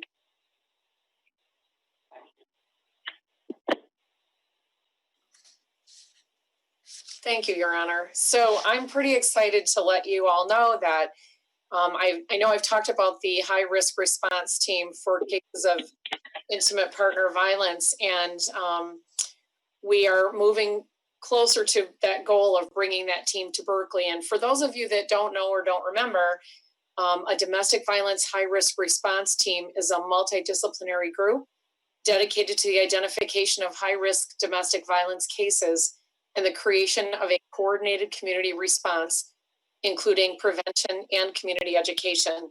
So the idea is to bring everybody to the table: judges, prosecutors, law enforcement, representatives from Haven. We have some folks from Beaumont as well. We would like to include school counselors once we're back in a whatever the new normal school situation will be, when teachers will have contact. And that's one of the first line of referrals actually comes from the schools, because the teachers are seeing kids every day and they're able to pick up on things, and that's been taken away right now. So that is a concern, but we hope to add somebody from the schools to this team as we move forward. And the goal is you're all coming to the table, you're hearing the same information. So communication's being improved. The way that we're looking at cases of intimate partner violence and how they're being prosecuted it'll just be a more coordinated effort. I'm excited for this program to come to Berkley because it also sends the message that we will not tolerate that here. The high-risk response team initially started in Farmington Hills, and Auburn Hills. And so those teams have been around. Farmington Hills has been around the longest. And that team was a first of its kind in the state. And they've traveled talking about their work and what they do, not only locally, but on a state and national and international level. I first heard about them at the Michigan Municipal League's convention. And I was so inspired to bring this to the combined Berkley Royal Oak court system, because I think it will do a lot of good for a lot of people. So our preliminary meeting is scheduled this Thursday, August 13th, and we have commitments from the judges, Dan Christ, our prosecutor, other representatives from the combined courts. We have 3 of the detectives from our Berkley Public Safety Department that will be in attendance, representatives from Haven, and I will be attending as well. And so I look forward to bringing you more information as we learn more about the program and how it can work in the city of Berkley. And on another note, I have Parks and Recreation updates. The survey for the 5-year Recreation Master Plan closes on August 14th, so you still have time to take it, and you may find that survey online on the city's website. Parks and Recreation is now offering transportation Tuesdays, Thursdays, and Fridays for doctor's appointments and groceries. Seniors may call 248-658-3470 if you'd like to make an appointment for that transportation service. Virtual classes continue to run for Zumba, senior exercise, and PIO, as well as the following outdoor classes: yoga in the park, family yoga in the park, and outdoor boot camp. And if you would like more information on days and times and where those will take place, please check the Parks and Recreation website for that. The following family events are being offered in conjunction with Oakland County. Tonight was superhero training in JC Park, and that was from 6 to 8. So I hope all the superheroes in Berkley were able to attend that training. It's very important work. Dino Day is August 20th from 10 a.m. to noon in Community Park. And Space Day is September 2nd from 5 to 7 p.m. at Oxford Merchants Park. And if you're interested in any of these classes or events, you may register online via the programs page under the Parks and Recreation section of the city's website, or you may call. Again, that number is 248-658-3470. Thank you. Thank you. Councilmember Hennon. Thank you. First, the tree board, they haven't met since our last meeting, and they will next be meeting on Monday, September 14th. The Zoning Board of Appeals, as mentioned earlier, Mr. Butts has stepped down, but I just wanted to thank him for the many, many years of service that he's given to the city of Berkley on that board. At the last ZBA meeting, they heard a case concerning a mural on the side of Salon Simply Beautiful. The case was postponed to give the applicant the opportunity to discuss it more with staff and to clarify some issues. The ZBA will be meeting tomorrow, August 11th at 7 p.m. On Zoom to continue that mural discussion and also to consider a request by Vibe Credit Union to reduce their parking requirements from 38 to 34 and to install a sign along Coolidge just south of the building. Then they may have a second meeting before we're able to meet again on September 14th if there's any other cases that come up for them to hear. Then finally, I just wanted to build off of Councilmember Baker's comments on masks. There is some early evidence that cloth masks will protect yourself and not just others. So I would hope that protecting others would be sufficient reason for people to wear masks, but maybe this will give folks just a little extra jolt into masking up and doing their part. So thanks. Thank you. Councilmember Gavin. Thank you, Your Honor. A couple quick things. Planning Commission met in July at the previous meeting. There was an update on the master plan for commissioners, along with a discussion on parking requirements for site plan approval and also allowing extension for site plan approvals as well. So the next meeting will be August 25th at 7 p.m. via Zoom. And then I would also like to thank Commissioners Murad and Buckler for their service to the city. They spent a lot of time putting in great effort and a lot of wisdom and insight that really was incredibly beneficial as we sought to continue to move forward as a city. And so I would also like to welcome new Commissioners Stearns and Bardis as well. So it's exciting always to have a new perspective as well. So the Environmental Advisory Committee, there was no meeting in July. And the next meeting will be August 20th at 6:30, again via Zoom. And then the Master Plan Steering Committee, there was an extensive discussion at the last meeting on the future of our corridors in the city. And we are getting to the point where we'll be able to start sort of reviewing written sections of the master plan, hopefully in the near future. So the next meeting is August 18th at 7 p.m. via Zoom. And then also to build upon Councilmember Price's comments, I would like to thank the City Clerk, Victoria Mitchell, and the entire clerk's office for an incredibly well-run election. It seems that there were no real hiccups at all, and that's not easy during a global pandemic. So thank you for all that you do, and thank you to all the staff for the incredible work that you've done during a incredibly unprecedented time. So thank you. Thank you. Mr. Baumgarten. Thank you, Mr. Mayor. I likewise would like to compliment the clerk and her staff, as well as Tori and Dan Hill, our returning intern, Ashley Mers, Gina Harold, everybody that worked on making this a success. It was such a success that actually State Senator Marilyn McMorrow tweeted out props to us. We were the first in her entire Senate district to be fully reported to. So that is a great compliment to the clerk's office. So well done, and thank you to State Senator McMorrow as well for giving Berkley its props, because they were certainly due, thanks to our staff. Would also like to include City of Berkley. We're moving into the second phase of our COVID plan, which does include reopening for appointment only for very limited items. This does not include items that can be done online. We are really trying to emphasize this is to be on-site services when nothing else would do. This includes limited services in our community development department, limited services in our clerk's office, specifically FOIA records, election-related items, pet licenses, and the like, and in treasury and our finance department as well, utility payments, billing, tax payments, things that can't be done online or through the Dropbox, specifically those that prefer to pay with cash. So that, again, appointment only. You can go to the city's websites, or you can even follow the link through all of our social media outlets as well in order to learn how to make appointments and set that up with staff. Can I interject really quick, Matt? Yes. For those users, for those that are wanting to contact departments, our contact page has been updated. That includes all of the department's email addresses as well as their department-related phone numbers.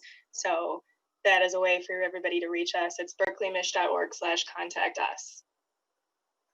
Yeah, thank you. Again, our goal is to try to keep not only our residents safe, but also our staff safe. I made the point in the most recent newsletter that we've been putting incredible amount of effort into making sure our services keep going uninterrupted, although virtual.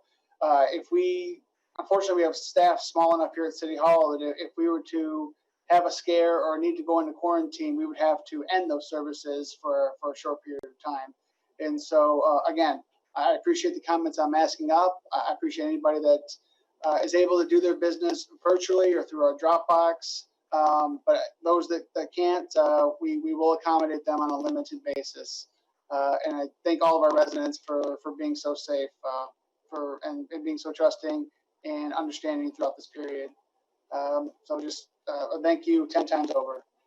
That's all I have, Mr. Mayor. Thank you. Ms. Mitchell, I know you're not slated to speak today, but do you have any aftermath of the election comments you'd like to make? Yes, Your Honor. I would like to echo thanks to the entire city staff, not just City Hall. Everyone at City Hall pitched in, as well as our great DPW crew who do a great job, and of course the workers. Many people stepped up during a global pandemic to work long hours, and we greatly appreciate their efforts. We saw a 40% turnout, and 30% of that turnout was in absentee ballots. We issued a total of 4,784 absentee ballots and received 3,824 back. 907 of those were returned and processed the day of the election. And just to give you a comparison, we issued 1,100 AV ballots in August 2018 and 847 in August 2016. So it was just a tremendous effort by everyone. I just give huge thanks. And we're already gearing up for November 3rd.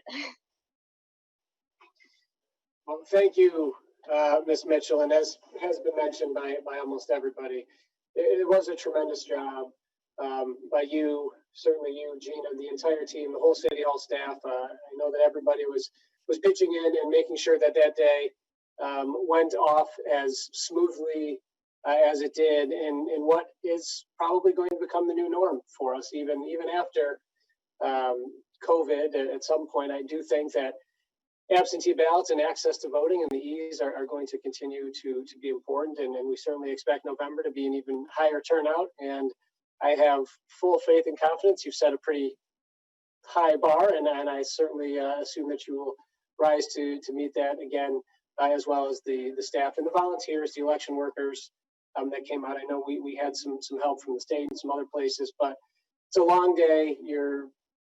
There's plenty of PPE, which was incredibly important.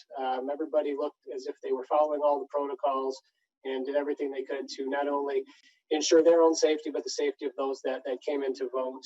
And I'm incredibly proud of what we were able to accomplish, and the acknowledgement from Senator McMorrow just goes to show that we did what we set out to do, and we did it as well as we could.